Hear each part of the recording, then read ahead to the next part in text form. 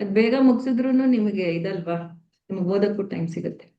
ಹೌದು ಮಾತಾಜಿ. ಯಾ. ಹರೇ ಕೃಷ್ಣ. ಹರೇ ಕೃಷ್ಣ. ಮೂಕಂ ಕರೋತಿ ವಾಚಾಲಂ ಪಂಗುಂ ಲಂಘಯತೆ ಗಿರಿಂ ಯತ್ಕೃಪಾತಮಹಂ ವಂದೇ ಶ್ರೀಗುರುಂ ದಿನತಾರಿಣಂ ಪ್ರಮಾದವಂ ಶ್ರೀ ಚೈತನ್ಯ ಈಶ್ವರಂ. ಹರಿ ಓಂ ತತ್ಸತ್. ಹರೇ ಕೃಷ್ಣ. ಶ್ಲೋಕ 9 ಉಪದೇಶ. वैकुण्ठाजनितो वरा मधुपुरी तत्रापि रासोत्सवात् वृन्दारण्यम् उदारपाणिरमणात् तत्रापि गोवर्धनात् राधाकुण्डम् निहापि गोकुलपते प्रेमामृताप्लावनात् कुर्यादस्य विराजतो गिरितटे सेवां विवेकीनका. ಹೇಳಿ.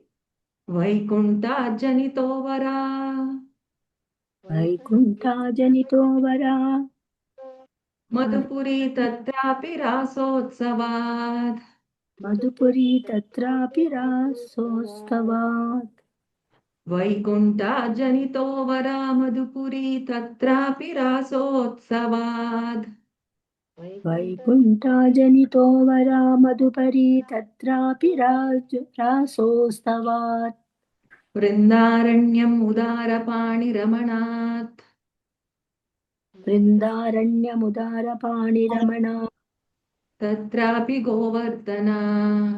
तत्रापि गोवर्धना. वृन्दारण्यम् उदारपाणिरमणात् तत्रापि गोवर्धना. वृन्दारण्यमुदारपाणिरमणा तत्रापि गोवर्धना. राधाकुण्डम् मिहापि गोकुलपते राधाकुण्डविहापि गोकुलपते प्रेमामृताप्लावनात्. प्रेमामृताप्लावनात् राधाकुण्डम् मिहापि गोकुलपते प्रेमामृताप्लावनात्. राधाकुण्डमिहापि गोकुलपते प्रेमामृताप्लावनात् कुर्यादस्य विराजतो गिरितटे कुर्यादस्य विरजतो विराजते सेवां विवेकीनका. सेवा विवेकीनकाः. कुर्यादस्य विराजतो गिरितटे सेवां विवेकीनका. कुर्यादस्य विराजतो गिरितटे ಸೇವಾ ವಿವೇಕೀನಃ. ಹರೇ ಕೃಷ್ಣ. ಯಾರಾದ್ರೂ ಇಬ್ರು ಹೇಳಿ ಶ್ಲೋಕ. ಹರೇ ಕೃಷ್ಣ ಮಾತಾಜಿ. ಓದ್ಲಾ ಮಾತಾಜಿ? ಹಾ ಮಾತಾಜಿ ಓದಿ. ಮತ್ತು ಮಥುರೆ ಎಂಬ ಮಾತಾಜಿ ಶ್ಲೋಕ ಹೇಳ್ತ ಹೇಳ ಮಾತಾಜಿ. ಹೇಳಿ ಮಾತಾಜಿ. ವೈಕುಂಠಾರ್ಜನಿತೋ ವರಾ ಮಧುಪುರಿ ತತ್ರಾಪಿ ರಾಸೋತ್ಸವಾತ್ ವೃಂದಾರಣ್ಯಮುದಾರ ಪಾಣಿರಮಣ ತತ್ರಾಪಿ ಗೋವರ್ಧನಃ ರಾಧಾಕುಂಡ ವಿಹಾಪಿ ಗೋಕುಲಪತೆ ಪ್ರೇಮಾಮೃತಾಪ್ಲಾವನಾತ್ ಕುರ್ಯಾದಸ್ಯ ವಿರಾಜತೋ ಗಿರಿತಟೇ ಸೇವಾ ವಿವೇಕೀನಕಃ. ಹರೇ ಕೃಷ್ಣ. ಇನ್ನೊಬ್ರು ಯಾರಾದ್ರೂ ಟ್ರೈ ಮಾಡ್ತೀರಾ? ಹರೇ ಕೃಷ್ಣ. ಹೇಳ ಮಾತಾಜಿ. ಹೇಳಿ ಹೇಳಿ ಮಾತಾಜಿ.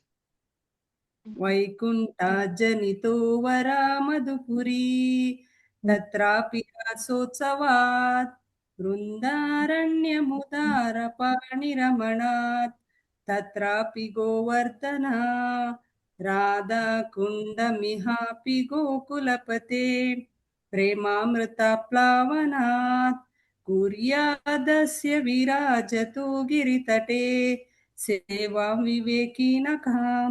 ಹರೇ ಕೃಷ್ಣ. ಕೃಷ್ಣ. Thank you Mataji. ಲೀಲಾ ಮಾತಾಜಿ ಓದಿ ಮಾತಾಜಿ ಅನುವಾದ. ಹರೇ ಕೃಷ್ಣ ಮಾತಾಜಿ.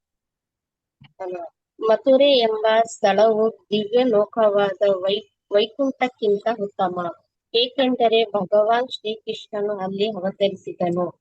ಮಥುರಾ ಪೂರಿಗಿಂತಲೂ ವೃಂದಾವನವೆಂಬ ದಿವ್ಯ ಅರಣ್ಯವು ಶ್ರೇಷ್ಠ. ಏಕೆಂದರೆ ಕೃಷ್ಣನು ರಾಸಲೀಲೆಯಾಡಿದ್ದು ಅಲ್ಲೇ. ಬೃಂದಾವನಕ್ಕಿಂತಲೂ ಶ್ರೇಷ್ಠವಾಗಿದ್ದು ಗೋವರ್ಧನ ಪರ್ವತ, ಏಕೆಂದರೆ ಅದನ್ನು ಶ್ರೀಕೃಷ್ಣನು ತನ್ನ ದಿವ್ಯ ಹಸ್ತದಿಂದ ಎತ್ತಿದನು ಮತ್ತು ಅದು ಅವನ ಪ್ರೇಮ ಲೀಲೆಗಳ ಸ್ಥಳ. ಎಲ್ಲಕ್ಕಿಂತ ಮಿಗಿಲಾಗಿ ಲೋಕೋತ್ತರವಾದ ಶ್ರೀ ರಾಧಾಕುಂಡ ಅಲ್ಲಿ ಇದೆ, ಏಕೆಂದರೆ ಅದು ಗೋಲೋಕ ಪ್ರಭುವಾದ ಶ್ರೀಕೃಷ್ಣನ ಪ್ರೇಮಾಮೃತವು ಉಕ್ಕಿ ಹರಿದ ಸ್ಥಳ. ಗೋವರ್ಧನ ಪರ್ವತದ ಪಾದದಲ್ಲಿರುವ ಈ ದಿವ್ಯವಾದ ರಾಧಾಕುಂಡದಲ್ಲಿ ಸೇವೆ ಮಾಡದಿರುವ ವಿವೇಕಿ ಎಲ್ಲಿದ್ದಾನೆ? ಭಾವಾರ್ಥ ಓದ್ಲಾ ಮತ್ತೆ? ಒಂದ್ ನಿಮಿಷ, ಒಂದೇ ನಿಮಿಷ. ಹರೇ ಕೃಷ್ಣ. ಸೊ ಯಾವ ಸ್ಥಾನ ಎಲ್ಲದಕ್ಕಿಂತ ಪವಿತ್ರ ಅಂತ ಈ ಶ್ಲೋಕದಲ್ಲಿ ಹೇಳ್ತಾ ಇದ್ದಾರೆ ರೂಪ ಗೋಸ್ವಾಮಿಯವರು. ಫಸ್ಟ್ ಕೊಟ್ಟಿರೋದು ವೈಕುಂಠ. ಯಾಕೆ ವೈಕುಂಠ?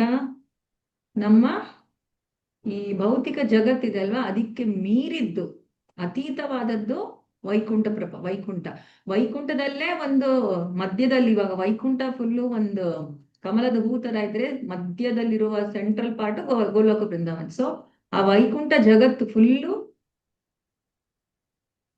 ದಿವ್ಯ ವೈಕುಂಠ ಉತ್ತಮ. Okay, first. ಅದ್ರ ಮೇಲೆ ಅದಕ್ಕಿಂತ ಉತ್ತಮ ಯಾವುದು? ಮಥುರಾ ಅಂತ ಕೊಟ್ಟಿದ್ದಾರೆ. ಮಥುರಾ ಯಾಕೆ ಉತ್ತಮ ವೈಕುಂಠಕ್ಕಿಂತ? ಅಲ್ಲಿ ಕೃಷ್ಣನ ಮಾಡಿದ್ರಿಂದ ಕೃಷ್ಣ ಜನ್ಮ ತಗೊಂಡ ಸ್ಥಾನ. ಆಮೇಲೆ ಮಥುರಾಗಿಂತ ಉತ್ತಮ ಯಾವುದು ಇಲ್ಲಿ ಕೊಟ್ಟಿರೋದು? ರಾಸ ವೃಂದಾವನ. ಬೃಂದಾವನ ರಾಸಲೀಲೆ ಹಾ, ಮಾಡಿದ್ರು. ಕಾರಣ ಏನಕ್ಕೆ ಕೊಡ್ತಿದ್ದಾರೆ ಇಲ್ಲಿ?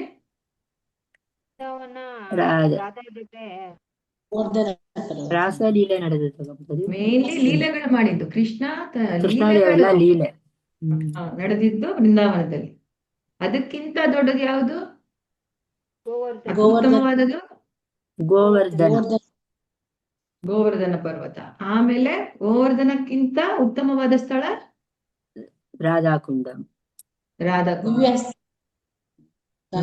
ಸೊ ವೈಕುಂಠ, ಆಮೇಲೆ ಮಥುರಾ, ಬೃಂದಾವನ, ಗೋವರ್ಧನ, ರಾಧಾಕುಂಡ. ಇದು ಸೊ ಯಾಕೆ ಯಾವ ಸ್ಥಾನಕ್ಕೆ ಏನು ಮಹತ್ವ ಅಂತ ನೋಡೋಣ. ಓದಿ ಭಾವಾರ್ಥ ಮಾತಾಜಿ. ಯಾರು ಓದ್ತೀರಾ? ಯಾರು? ಜ್ಯೋತಿ ಮಾತಾಜಿ, ನೇತ್ರಾವತಿ ಮಾತಾಜಿ, ಇನ್ಯಾರು ಹೇಳಿದ್ರಿ ಇವಾಗ?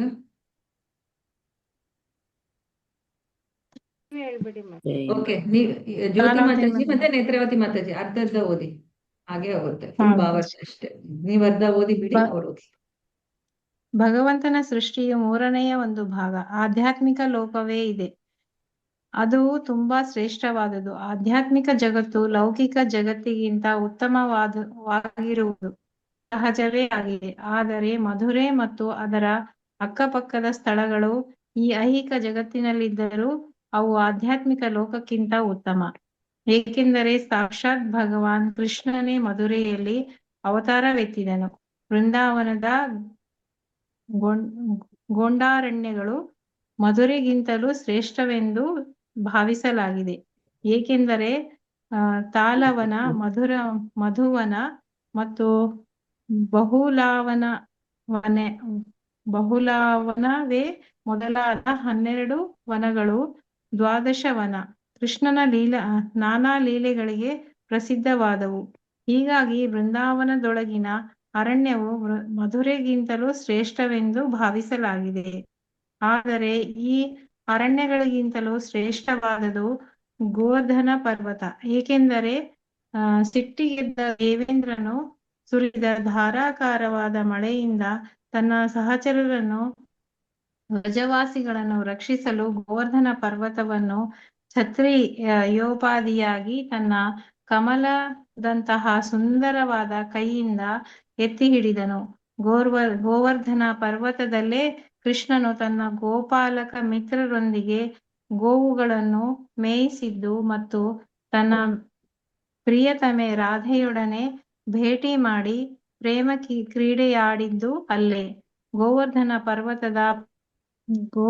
ಪರ್ವತದ ಪಾದದಲ್ಲಿರುವ ರಾಧಾಕುಂಡವು ಎಲ್ಲಕ್ಕಿಂತ ಶ್ರೇಷ್ಠ. ಏಕೆಂದರೆ ಕೃಷ್ಣನ ಪ್ರೇಮ ತುಂಬು ತುಳುಕುವುದು ಇಲ್ಲೇ. ಮುಂದುವರಿದ ಭಕ್ತರು ರಾಧಾಕುಂಡದಲ್ಲಿರ ಬಯಸುತ್ತಾರೆ, ಏಕೆಂದರೆ ಇದು ಕೃಷ್ಣನ ಮತ್ತು ರಾಧಾರಾಣಿಯರ ನಿತ್ಯ ಪ್ರೇಮ ವಿಲಾಸಗಳ ರಾಸವಿಲಾಸ ಸ್ಥಳ. ಶ್ರೀ ಮಾತಾಜಿ ಹರೇ ಕೃಷ್ಣ. ಚೈತನ್ಯ ಮಹಾಪ್ರಭು. ಹರೇ ಕೃಷ್ಣ. ಮಾತಾಜಿ ಹರೇ ಕೃಷ್ಣ. ಅವ್ರು ಓದ್ಲಿ. ಜ್ಯೋತಿ ಮಾತಾಜಿ. Thank you Mataji. ಹರೇ ಕೃಷ್ಣ ಮಾತಾಜಿ.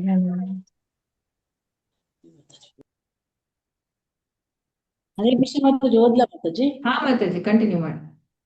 ಈ ಚೈತನ್ಯ ಮಹಾಪ್ರಭುಗಳು ಮೊದಲು ವ್ರಜಭೂಮಿಗೆ ಹೋದಾಗ ರಾಧಾಕುಂಡವನ್ನು ಪತ್ತೆ ಹಚ್ಚಲಾಗಿಲ್ಲವೆಂದು ಶ್ರೀ ಚೈತನ್ಯ ಚರಿತಾಮೃತದಲ್ಲಿ ಮಧ್ಯೆ ಲೀಲಾ ಹೇಳಿದೆ. ಅಂದರೆ ಶ್ರೀ ಚೈತನ್ಯ ಮಹಾಪ್ರಭುಗಳು ರಾಧಾಕುಂಡ ಯಾವುದು ಎಂಬುದನ್ನು ಹುಡುಕುತ್ತಿದ್ದರು ಎಂದರ್ಥ. ಕೊನೆಗೆ ಅವರು ಆ ಪುಣ್ಯಸ್ಥಳವನ್ನು ಪತ್ತೆ ಹಚ್ಚಿದರು. ಅಲ್ಲಿ ಒಂದು ಸಣ್ಣ ಕೊಳವಿತ್ತು. ಆ ಸಣ್ಣ ಕೊಳದಲ್ಲಿ ಮಿಂದು ಅದೇ ರಾಧಾಕುಂಡ ಎಂದು ತನ್ನ ಭಕ್ತರಿಗೆ ಹೇಳಿದರು.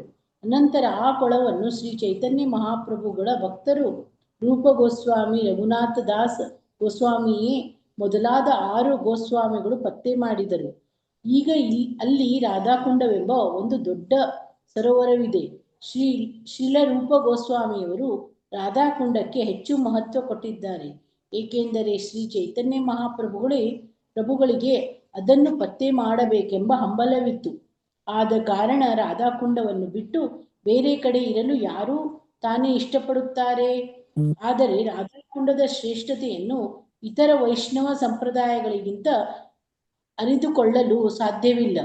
ಚೈತನ್ಯ ಮಹಾಪ್ರಭುವಿನ ಭಕ್ತಿ ಸೇವೆಯಲ್ಲಿ ಆಸಕ್ತಿ ಇಲ್ಲದವರಿಗೂ ರಾಧಾಕುಂಡದ ಮಹಿಮೆ ಅರ್ಥವಾಗದು. ಹೀಗಾಗಿ ರಾಧಾಕುಂಡವನ್ನು ಮುಖ್ಯವಾಗಿ ಗೌಡೀಯ ವೈಷ್ಣವರು ಶ್ರೀಕೃಷ್ಣ ಚೈತನ್ಯ ಮಹಾಪ್ರಭುಗಳ ಅನುಯಾಯಿಗಳು ಪೂಜಿಸುತ್ತಾರೆ. ಹರೇ ಕೃಷ್ಣ ಮಾತಾಜಿ, ಧನ್ಯವಾದ. ಹರೇ ಕೃಷ್ಣ, ಧನ್ಯವಾದ ಮಾತಾಜಿ. ಸೊ ಫಸ್ಟ್ ಇಲ್ಲಿ ಕೊಟ್ಟಿರೋದು ನಮ್ಗೆ ಯಾವ ಸ್ಥಳ? ವೈಕುಂಠ. ವೈಕುಂಠ ಖಂಡಿತ ತುಂಬಾ ಉತ್ತಮ. ಯಾಕೆ? ಅದು ಭೌತಿಕ ಜಗತ್ತಲ್ಲ. ಭೌತಿಕ ಜಗತ್ತುಗಳು, ನಮ್ಮ ತರ ಭೌತಿಕ ಪ್ರಪಂಚಗಳು ಎಷ್ಟೆಷ್ಟೋ ಕೋಟಿ ಕೋಟಿ ಕೋಟಿ ಅದಕ್ಕೆ ಅತೀತವಾದದ್ದು ಆಧ್ಯಾತ್ಮಿಕ ಜಗತ್ತು ವೈಕುಂಠ. ಖಂಡಿತ ಅಲ್ಲಿ ಯಾವುದೇ ತರ ವೈಕುಂಠ ಅಂದ್ರೆ ಎಲ್ಲಿ ಕುಂಠ ಇಲ್ಲ, ಯಾವುದೇ ತರ ನಮಗೆ ಇಲ್ಲಿ ಜನ್ಮ ಮೃತ್ಯು ಜರಾ ವ್ಯಾಧಿ ಯಾವುದೇ ತರ ಇಲ್ಲ. ಆದ್ರೆ ವೈಕುಂಠನಲ್ಲಿ ಭಾವ ಯಾವುದು? ಯಾರಿಗಾದ್ರೂ ಗೊತ್ತಾ? ಯಾವ ಭಾವದಲ್ಲಿ ಅಲ್ಲಿ ನಾರಾಯಣ ಸೇವೆ ಮಾಡ್ತಾರೆ ಭಕ್ತರು ಕೃಷ್ಣನಿಗೆ? ಅಲ್ಲಿ ಭಾವ ಇರೋದು ಐಶ್ವರ್ಯ ಭಾವ ಅಂತಾರೆ. ಅಂದ್ರೆ ಅಲ್ಲಿ ವಾಯ್ಡ್ ರೆವರೆನ್ಸ್, ನೀ ಪರಮ ಪುರುಷ, ಓ ಭಗವಂತ, ಪರಮ ಪುರುಷ, ನಾನು ನಿನ್ನ ದಾಸ. ಸೊ ಈ ತರ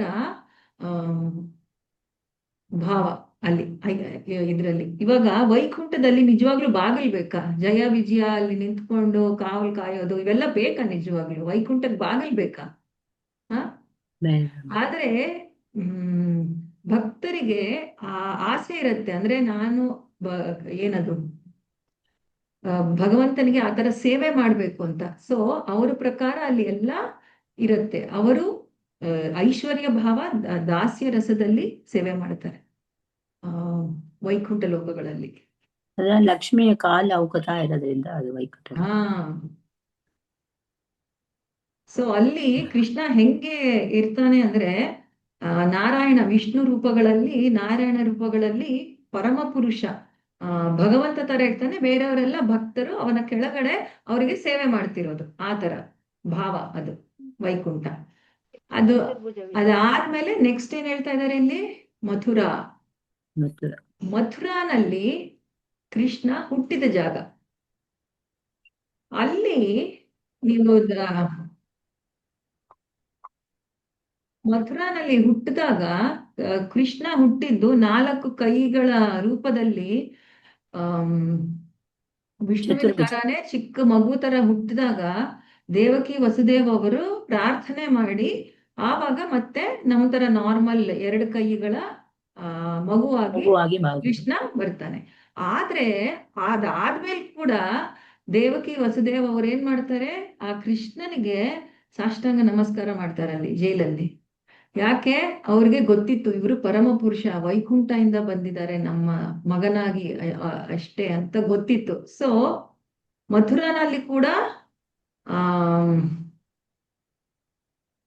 ಭಾವ ಅದು ಅಂದ್ರೆ ಒಂಥರ ಓ ಅಂಡ್ ರೆವರೆನ್ಸ್ ಅಂತಾರೆ ನೋಡಿ.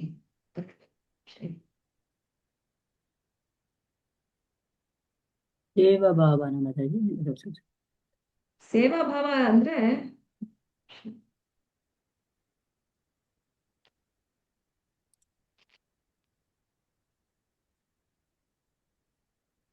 ಒಂಥರ ಗೌರವ ಮತ್ತೆ ವಿಸ್ಮಯ, ಈ ಭಾವ. ಓ ಈ ಭಾವದಲ್ಲೇ ಇರ್ತಾರೆ ಮಥುರಾ ಜನರು ಕೂಡ. ಎಲ್ಲರೂ ಸೇವೆನ ಮಾಡ್ತಿರ್ತಾರೆ, ಆದ್ರೆ ಭಾವ ಯಾವುದು? ಗೌರವವಾದ ಭಾವ ಮತ್ತೆ ವಿಸ್ಮಯವಾದ ಭಾವ. ಇದಕ್ಕಿಂತ ಮೇಲೆ ವೈಕುಂಠ ಜನಿತೋ ವರ ಮಧುಪುರಿ ಆಯ್ತಾ, ಆಮೇಲೆ ವೃಂದಾವನ, ಅದಕ್ಕಿಂತ ನೆಕ್ಸ್ಟ್ ವೃಂದಾವನ. ಇವಾಗ ವೃಂದಾವನದಲ್ಲಿ sorry to disturb Mataji. So Vaikuntha ಮಥುರಾಗಿಂತ ಉತ್ತಮ? ಇಲ್ಲ ಮಥುರೆ ಎಂಬ ಸ್ಥಳವು ದಿವ್ಯಲೋಕವಾದ ವೈಕುಂಠಕ್ಕಿಂತ ಉತ್ತಮ. ಫಸ್ಟ್ ವೈಕುಂಠ, ಅದಾದ್ಮೇಲೆ Mathura. So Vaikuntha first, second Mathura. Correct. ವೈಕುಂಠಕ್ಕಿಂತ ಮೇಲೆ ಮಥುರಾ. ಅನುವಾದದಲ್ಲಿ ಮಥುರೆ ದಿವ್ಯಲೋಕವಾದ ವೈಕುಂಠಕ್ಕಿಂತ ಉತ್ತಮ ಅಂದ್ರೆ ಮಥುರಾ ಫಸ್ಟ್ ಅಂತ ಇದೆ. ನಾವು ಕೆಳಗಡೆಯಿಂದ ತೋರಿದು ವೈಕುಂಠಗಿಂತ ಮೇಲೆ ಮಥುರಾ, ಮಥುರಾಗಿಂತ ಮೇಲೆ ವೃಂದಾವನ, ವೃಂದಾವನಗಿಂತ ಮೇಲೆ ಗೋವರ್ಧನ, ಆತರ ಕೊಟ್ಟಿರೋದಿಲ್ಲಿ. ಮಥುರಾ ವೈಕುಂಠಕ್ಕಿಂತ ಉತ್ತಮ. ಕೆಳಗಡೆ ವೈಕುಂಠ ಅನ್ನೋದು ಫಸ್ಟ್ ಅಂದ್ರೆ ಅದು ಕೆಳಗಡೆಯಿಂದ first Mataji. Okay okay okay, Mathura ಗೊತ್ತಾಯ್ತು ಮಾತಾಜಿ. ಕೆಳಗಡೆಯಿಂದ ಮೇಲೆ ಹೋಗ್ತಾ ಇರೋದು. ಯಾಕಂದ್ರೆ ಅದು ಆಧ್ಯಾತ್ಮಿಕ ಜಗತ್ತಿನ ಆರಂಭ ಜಾಗ. ಅದಕ್ಕೆ ಫಸ್ಟ್ ಅದು, ಅದ್ರ ಕೆಳಗಡೆಯಿಂದ ಫಸ್ಟ್ ಅಂದ್ರೆ ಆಧ್ಯಾತ್ಮಿಕ ಜಗತ್ತಿಗಳಲ್ಲಿ ಕೆಳಗೆ ಕೊಟ್ಟಿರೋದು ಇವರಲ್ಲಿ. ಗೋಸ್ವಾಮಿ ಕೆಳಗಡೆಯಿಂದ ಮೇಲೆ ಕರ್ಕೊಂಡು ಹೋಗ್ತಾ ಇದ್ದಾರೆ ನಾವು. Okay ma'am. ಟಾಪ್ ಮೋಸ್ಟ್ ಬಂದು ರಾಧಾಕುಂಡ. ಆಧ್ಯಾತ್ಮಿಕ ಸ್ಥಳಗಳ ಕ್ರಮಾನುಗತವನ್ನು ಪಟ್ಟಿ ಮಾಡಿ ಅಂದ್ರೆ ನಾವು ಕೆಳಗಡೆಯಿಂದ ಹೋಗ್ಬೇಕಾ ಮೇಲೆಯಿಂದ ಬರ್ಬೇಕಾ? ಮಾತಾಜಿ ಇವೆಲ್ಲ ಆಧ್ಯಾತ್ಮಿಕ ಜಗತ್ತುಗಳೇ, ಸ್ಥಳಗಳು. ಆಧ್ಯಾತ್ಮಿಕ ಸ್ಥಳಗಳಲ್ಲಿ ಕೆಳಗಡೆಯಿಂದ ಮೇಲಿಗೆ ಕರ್ಕೊಂಡು ಹೋಗ್ತಾ ಇದ್ದಾರೆ ನಮ್ಮನ್ನ ಶ್ರೀಲ ರೂಪ ಗೋಸ್ವಾಮಿ ಅವರು. ಅದೇ ನಾವು ಯಾವ ತರ ಬರೀಬೇಕು ಮಾತಾಜಿ? ಮಧುರ ಎಂಬ ಅದು ವೈಕುಂಠಗಿಂತ ಮಧುರೆ ಉತ್ತಮ, ಆತರ ಬರೀಬೇಕಾ? ಹೌದು ಮಾತಾಜಿ, ಹಾಗೇನೆ ಇಲ್ಲಿ ನೋಡಿ, ಮಥುರೆ ಎಂಬ ಸ್ಥಳವು ದಿವ್ಯಲೋಕವಾದ ವೈಕುಂಠಕ್ಕಿಂತ ಉತ್ತಮ. ಅನುವಾದ ಮೊದಲನೇ ಲೈನ್ ಓದಿ. ಅವರು ವೈಕುಂಠಕ್ಕಿಂತ ಮಥುರೆ ಉತ್ತಮ ಅಂತ ಹೇಳೋ ಬದಲು ಮಥುರೆ ವೈಕುಂಠಕ್ಕಿಂತ ಉತ್ತಮ ಅಂತ ಹೇಳಿದ್ದಾರೆ ಅಷ್ಟೇ. ಅರ್ಧಂಬರ್ಧ ಈ ತರ ಮಾಡಿದ್ದಾರೆ, ಅದು ಆ ಕಡೆ ಈ ಕಡೆ ಮಾಡಿದ್ದಾರೆ, ಅರ್ಥ ಒಂದೇ. ಆದ್ರೆ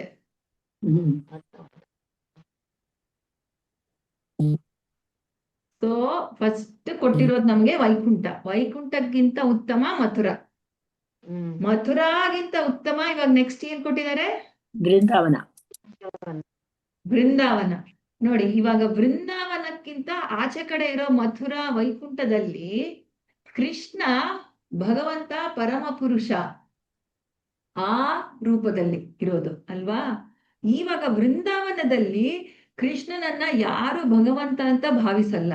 ಸೊ ಕೃಷ್ಣ ತನ್ನ ಭಕ್ತರ ಜೊತೆ ಸಮಾನವಾಗಿ ಒಂದು ಸಾಧಾರಣ ಬಾಲಕನಾಗಿ ವರ್ತನೆ ಮಾಡ್ತಾನೆ. ಅಂದ್ರೆ ಕ್ಲೋಸ್ನೆಸ್ ಒಂಥರ. ಇವಾಗ ಹೆಂಗೆ ಇದು ಅರ್ಥ ಮಾಡ್ಕೊಳ್ಳೋದಂದ್ರೆ, ನಮ್ಗೆ ಆಚಾರ್ಯರು ನಮ್ಗೆ ಕೊಟ್ಟಿರೋ ಉದಾಹರಣೆ, ಒಂದು ದೊಡ್ಡ ಪ್ರೈಮ್ ಮಿನಿಸ್ಟರ್ ಇರ್ಬೋದು. ಆ ಪ್ರೈಮ್ ಮಿನಿಸ್ಟರ್ ಆಫೀಸ್ ಅಲ್ಲಿ ಕುತ್ಕೊಂಡಾಗ ಎಲ್ಲರೂ ಬರ್ತಾರೆ, ಮಾತಾಡ್ತಾರೆ, ಹೋಗ್ತಾರೆ, ತುಂಬಾ ಫಾರ್ಮಲ್ ಆಗಿರತ್ತೆ. ಆದ್ರೆ ಮನೆಯಲ್ಲಿ ತನ್ನ ಮೊಮ್ಮಗನನ್ನ ತಲೆ ಮೇಲೆ ಕೂಡಿಸ್ಕೊಂಡು ಆಟ ಆಡಿಸ್ತಾ ಇರ್ತಾನೆ ಅದೇ ಪ್ರೈಮ್ ಮಿನಿಸ್ಟರ್ ಅಲ್ವಾ, ಮನೆಗೆ ಹೋದ್ರೆ. ಸೊ ಇದು ವೃಂದಾವನದಲ್ಲಿ ಕೃಷ್ಣ ತನ್ನ ತುಂಬಾ ಕ್ಲೋಸ್ ಆದ ಭಕ್ತರು ತುಂಬಾ ಕ್ಲೋಸ್ ಆಗಿ ಇರ್ತಾನೆ ಕೃಷ್ಣ. ಆದ್ರೆ ಹೊರಗಡೆ ಆಫೀಸ್ ತರ. ಸೊ ವೈಕುಂಠ ಆಫೀಸ್, ವೃಂದಾವನ ತನ್ನ ಮನೆ ತರ ವೃಂದಾವನ. ಒಬ್ಬ ತಂದೆನೂ ನಾವ್ ಆತರ ತಗೋಬೋದಲ್ಲ ಮಾತಾಜಿ? ತಂದೆ ಮನೇಲಿ ಬಂದ್ರೆ ಮಕ್ಕಳ ಜೊತೆ ಚೆನ್ನಾಗಿ ಆಟ ಆಡ್ತಾ ಇರ್ತಾರೆ, ಮತ್ತೆ ಆಫೀಸ್ಗೆ ಹೋದ್ರೆ ಆಫೀಸ್ಗೆ ಹೋದ್ರೆ ಹ್ಮ್ ಅಲ್ಲಿ ಏನು ಪೊಸಿಷನ್ ಇರುತ್ತೋ ಏದಾದ್ರು ಒಂದು ಯಾವ್ದಾದ್ರು ಸುಮಾರು ಎಕ್ಸಾಂಪಲ್ ಬಾಸ್ತಾರ ಉದಾಹರಣೆ ಹೇಳ್ಬೋದು. ಒಂದು ಆ ಎಷ್ಟೊಂದ್ ಥರನೇ ಜನ ಹೇಳ್ತಾರೆ. ಹೈಕೋರ್ಟ್ ಜಡ್ಜ್ ಅಂತಾರೆ ಆತರ. ಹಾ ಹೈಕೋರ್ಟ್ ಜಡ್ಜ್ ಅಲ್ಲಿ ಒಂದ್ ಜಡ್ಜ್ ಅಲ್ಲಿ ಹೆಂಗಿರ್ತಾನೆ ಅಲ್ಲಿ ಮೇಲ್ ಕುತ್ಕೊಂಡು ಎಲ್ಲಾರ್ಗೂ ಎಲ್ಲರಿಗೂ ತೀರ್ಪು ಆರ್ಡರ್ ಅಂತ ಕೊಡ್ತಾ ಇರ್ತಾನೆ. ಹೇಳಿ ತೀರ್ಮಾನ ಕೊಟ್ಟು ಹತ್ರ ಹೋಗಿ ಮಾತಾಡಕ್ಕೆ ಆಗಲ್ಲ ನಮ್ಗೆ ಹೈಕೋರ್ಟ್ ಜಡ್ಜ್ಗೆ. ಅಲ್ಲಿ ಎಷ್ಟು ಹೌದು. ತರ ಇರುತ್ತೆ. ಆದ್ರೆ ತನ್ನ ಮನೆಯಲ್ಲಿ ಮನೆಗೆ ಹೆಂಗಿರ್ತಾರೆ ಬಂದ್ರೆ ಅದೇ ಮಕ್ಕಳ ಜೊತೆ ಆಡ್ತಾ ಇರ್ತಾರೆ. ಆತರ. ಓಕೆ, ಹ್ಮ್ ಹ್ಮ್ ಉದಾಹರಣೆ ಯಾವ್ದಾದ್ರು ಕೊಡ್ಬೋದು ನಾನು. ಸೊ ಓಕೆ ಇವಾಗ ಓಕೆ. ಹಾ ಕೃಷ್ಣ ತನ್ನ ಭಕ್ತರಿಗಿಂತ ಕಡಿಮೆ ಪೊಸಿಷನ್ ತಗೊಳ್ತಾನೆ ಬೃಂದಾವನದಲ್ಲಿ. ಆ ಇವಾಗ ವೈಕುಂಠನಲ್ಲಿ ಹೆಂಗೆ ಕೃಷ್ಣ ಪರಮ ಪುರುಷ, ಭಕ್ತರು ತನಗಿಂತ ಕೆಳಗಡೆ ಸ್ಥಾನ ತಗೊಂಡು ಆ ಆಮ್, ಆರಾಧನೆ ಮಾಡ್ತಾರೆ. ಇಲ್ಲಿ ಕೃಷ್ಣ ತನ್ನ ಭಕ್ತರಿಗಿಂತ ಕೆಳಮಟ್ಟದ ಸ್ಥಾನ ತಗೊಳ್ತಾರೆ. ಯಾಕೆ? ಇವಾಗ ನಂದ ಮಹಾರಾಜ್ ಅವರ ಚಪ್ಪಲಿ ತಗೊಂಡು ದಿನ ಏನದು ಹೊರಗೆ ಮನೆಯಿಂದ ಬಂದಾಗ ಇಲ್ಲ ಮನೆಯಿಂದ ಹೊರಗಡೆ ಹೋಗುವಾಗ ತನ್ನ ನಂದ ಮಹಾರಾಜರ ಚಪ್ಪಲಿ ತಲೆ ಮೇಲೆ ಇಟ್ಕೊಂಡು ತಲೆ ಮೇಲೆ ತಗೊಂಡೋಗಿ ಇಟ್ಕೊಂಡು ಕೊಡ್ತಾ ತಗೊಂಡು ಇದ್ದ ಕೊಡ್ತಾರೆ. ಕೃಷ್ಣ ತನ್ನ ಹ್ಮ್ ತಂದೆಗೆ. ಯಾಕೆ? ನಂದ ಮಹಾರಾಜರಿಗಿಂತ ಕಡಿಮೆ ಸ್ಥಾನ ತಗೊಂಡು ತನ್ನ ಭಕ್ತರಿಂದ ಸೇವೆ ಅಂದ್ರೆ ಅಷ್ಟು ಹತ್ರ ರಿಲೇಶನ್ಶಿಪ್. ಆಮೇಲೆ ಯಶೋಧ ಮೈಯಿಂದ ಎಷ್ಟೊಂದ್ಸಲಿ ಹೊಡೆಸ್ಕೊಳಕ್ಕೆ ಬಯಸ್ಕೊಳಕ್ಕೆ ರೆಡಿ, ಈ ತರ. ಸೊ ತನ್ನ ಫ್ರೆಂಡ್ಸ್ ಅಲ್ಲಿ ಗೋಪ ಬಾಲಕರ ಜೊತೆ ಕೃಷ್ಣ ಆಟ ಆಡುವಾಗ ಎಷ್ಟೊಂದ್ಸಲಿ ಆಟದಲ್ಲಿ ಸೋತೋಗ್ತಿದ್ದ. ಕೃಷ್ಣ ಮಥುರಾನಲ್ಲಿ ಕಂಸನನ್ನ ಸೋಲಿಸ್ದ, ಆಯ್ತಾ, ಗೋವರ್ಧನ ಗಿರಿಯನ್ನ ಎತ್ತದ. ಸೊ ಕೃಷ್ಣನ ಶಕ್ತಿಗೆ ಮೀರಿದವ್ರು ಯಾರು ಇಲ್ಲ ಅಲ್ಲಿ, ಕೃಷ್ಣನ ಸ್ನೇಹಿತರಲ್ಲಿ, ಅಲ್ಲಿ ಗೋಪಾಸ್ ಅಲ್ಲಿ. ಆದ್ರೆ ಎಷ್ಟೊಂದ್ಸಲಿ ಆಟ ಆಡೋವಾಗ ಆ ಕೃಷ್ಣ ತನ್ನ ಗೋಪಾಸ್ ಜೊತೆ ಆಟ ಆಡೋವಾಗ, ಅಂದ್ರೆ ಜಗಳ ಮಾಡುವಾಗ, ಫೈಟಿಂಗ್ ಎಲ್ಲ ಮಾಡುವಾಗ ಸೋತೋಗ್ತಾನೆ. ಹೌದು. ಯಾಕೆ? ಆ ಸ್ಥಾನ ತಗೊಂಡಿರೋದು ಕೃಷ್ಣ ವೃಂದಾವನ. ಅದಕ್ಕೆ ವೃಂದಾವನದಲ್ಲಿ ಅಹಂ ಭಕ್ತ ಪರಾಧೀನ ಅಂತ ಹೇಳ್ತಾನೆ ಕೃಷ್ಣ ಭಾಗವತಮಲ್ಲಿ. ನಾನು ಭಕ್ತರ ಪರಾಧೀನ, ನಾನು ಅವರ ವಶದಲ್ಲಿದ್ದೀನಿ, ಅವ್ರಿಗಿಂತ ನಾನು ಕಡಿಮೆ ನಾನು ನನ್ನ ಭಕ್ತರಿಗಿಂತ ಅಂತ ಕೃಷ್ಣ ಹೇಳ್ತಿರೋದು. ಸೊ ಈ ಸುಬಲ, ಶ್ರೀಧಾಮ, ಮಧುಮಂಗಲ್ ಇವರೆಲ್ಲ ಆಡೋವಾಗ ಕೃಷ್ಣ ಭಾಗವತಮಲ್ಲಿ ಒಂದು ಶ್ಲೋಕ ಬರುತ್ತೆ.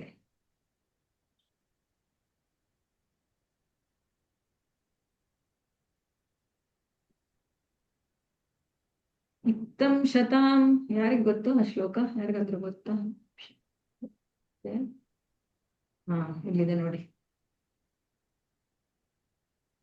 10, 12, 11, 10ನೇ ಕ್ಯಾಂಟೋ 12ನೇ ಅಧ್ಯಾಯ 11ನೇ ಶ್ಲೋಕ.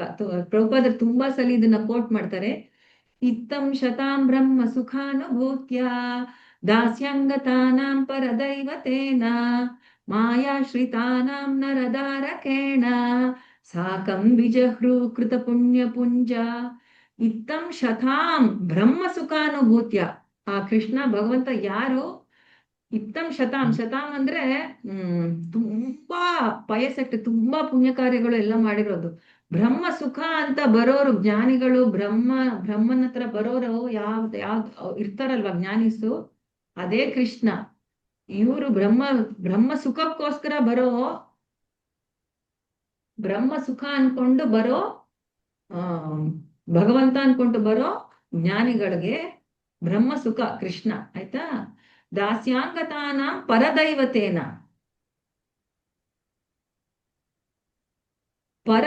ಪರದೈವ ಅಂದ್ರೆ ಪರಮ ಪುರುಷ ಭಗವಂತ ಅಂತ ಅನ್ಕೊಂಡಿರೋರಿಗೆ ಅನ್ನೋರಿಗೆ ದಾಸ್ಯರಿಗೆ ಪರಮ ಪುರುಷ ಕೃಷ್ಣ. ದಾಸ್ಯಾಂಗತಾನ ಪರದೈವತೇನ. ಇವಾಗ ವೈಕುಂಠದಲ್ಲೆಲ್ಲ ನೋಡಿದ್ವಲ್ವಾ, ಕೃಷ್ಣ ಭಗವಂತ ಅಂತ ಗೊತ್ತಿರೋರು ದಾಸ್ಯ ಭಾವದಲ್ಲಿ ಪೂಜೆ ಮಾಡ್ತಾರೆ. ಆಮೇಲೆ ಮಾಯಾಶ್ರಿತಾನ ನರದಾರಕೇನ. ನರದಾರಕೇನ ಅಂದ್ರೆ ನರಗಳು, ಸಾಧಾರಣವಾದ ನಮ್ಮ ತರ ಮನುಷ್ಯರು ಮಾಯಾಶ್ರಿತಾನಂ ಅಂದ್ರೆ ನಮ್ ತರ ನರಗಳು ಆಶ್ರಯದಲ್ಲಿರೋರು ಏನ್ ಅನ್ಕೊಳ್ತೀವಿ? ನರದಾರಕೇಣ.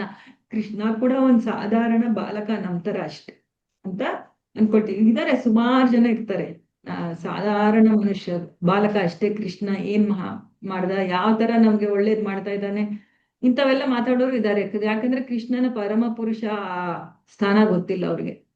ಆಮೇಲೆ ಸಾಕಂ ವಿಜಹೃ ಕೃತ ಪುಣ್ಯ ಪುಂಜ. ಇಂಥ ಭಗವಂತ ಯಾರು ಬ್ರಹ್ಮ ಸುಖ ನೋಡೋರು, ಆಮೇಲೆ ಪರದೈವ ಅಂತ ದಾಸ್ಯ ಭಾವದಲ್ಲಿ ವೈಕುಂಠದಲ್ಲಿ ನಿನಗೆ ಪೂಜೆ ಮಾಡೋರು, ಇವರೆಲ್ಲ ಇಂಥ ಭಗವಂತನನ್ನ ಸಾಕಂ ವಿಜಹ್ರು, ಸಾಕಂ ಅಂದ್ರೆ ನನ್ನ ಸಖ್ಯ ಅನ್ಕೊಂಡು ಕೃತ ಪುಣ್ಯ ಪುಂಜ ಆಡ್ತಾ ಇದ್ದಾರೆ ಈ ಗೋಪ ಬಾಲಕರು.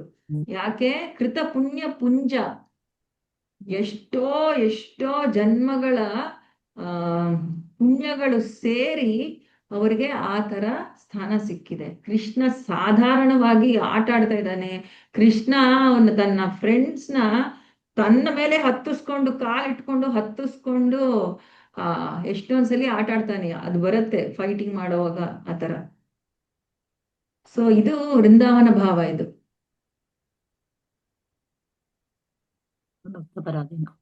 ಅದಕ್ಕೆ ಇದಕ್ಕೋಸ್ಕರ ವೃಂದಾವನ ಇವಾಗ ಮಥುರಾಗಿಂತ ಉತ್ತಮ.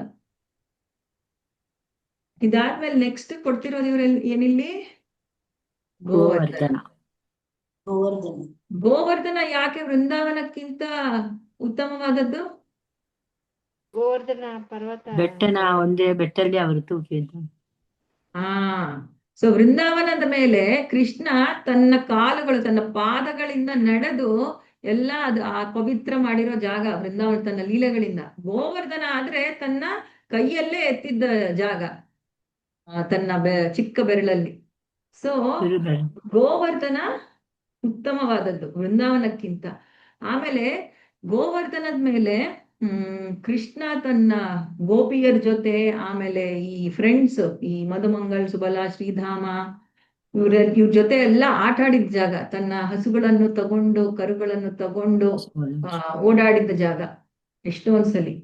ಮತ್ತೆ ಇನ್ನೊಂದು ತುಂಬಾ ಶ್ರೇಷ್ಠ ಗೋವರ್ಧನ, ಇನ್ನೊಂದು ವಿಶೇಷ ಕಾರಣ ನಮ್ಮ ಆಚಾರ್ಯರು ಏನ್ ಹೇಳ್ತಾರ ಅಂದ್ರೆ, ಗೋವರ್ಧನಕ್ಕಿರೋದು ವಿಶೇಷವಾದ ಸ್ಥಾನ ಯಾಕೆ ಬಂದಿದೆ ಅಂದ್ರೆ, ವೃಂದಾವನಕ್ಕಿಂತ ಮಹತ್ ಸೇವಾ.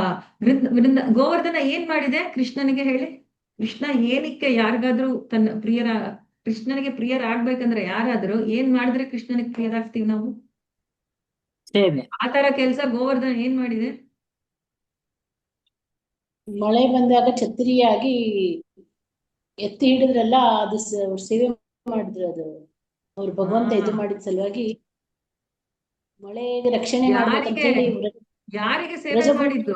ಕೃಷ್ಣನ ವಾಸಿಗಳಿಗೆ, ವೃಂದಾವನ ವಾಸಿಗಳಿಗೆ ಸೇವೆ ಮಾಡ್ತಾನೆ. ಮಾಡ್ತಾರೆ ಯಾರು? ಗೋವರ್ಧನಗಿರಿ ಅಲ್ವಾ? ಸೊ ಮಹತ್ ಸೇವಾಂ ಅಂದ್ರೆ ವೈಷ್ಣವರ ಸೇವೆ. ಮಹತ್ ಸೇವಾಂ ದ್ವಾರಮಾಹು ವಿಮುಕ್ತೆ. ಮಹತ್ ಸೇವಾ ಯಾವಾಗ ಮಾಡ್ತೀವಿ? ಭಾಗವತಂ ಅಲ್ಲಿ 5:5:2 ಮಹತ್ ಸೇವಾ ತುಂಬಾ ಇಂಪಾರ್ಟೆಂಟ್. ಮಹತ್ ಸೇವಾ ಅಂದ್ರೆ ವೈಷ್ಣವರ ಸೇವೆ. ನಾವು ಯಾವಾಗ ವೈಷ್ಣವರ ಸೇವೆ ಮಾಡ್ತೀವಿ, ನಾವು ಅವಾಗ ಕೃಷ್ಣನಿಗೆ ಪ್ರಿಯರಾಗ್ತೀವಿ. ಅದಕ್ಕೆ ಗೋವರ್ಧನ ವೃಂದಾವನ ಅನ್ನೋ ಜಾಗಕ್ಕಿಂತ ಗೋವರ್ಧನ ಕೃಷ್ಣನಿಗೆ ಪ್ರಿಯ, ಅಂದ್ರೆ ಉತ್ತಮವಾದ ಸ್ಥಳ. ನಾವು ಯಾವಾಗ ವೈಷ್ಣವರ ಸೇವೆ ಮಾಡ್ತೀವಿ ಆವಾಗ ಅದೇ ನಮಗೆ ದ್ವಾರಮಾಹು ವಿಮುಕ್ತೆ, ವಿಮುಕ್ತಿಗೆ ನಮಗೆ ದ್ವಾರ ಅದು.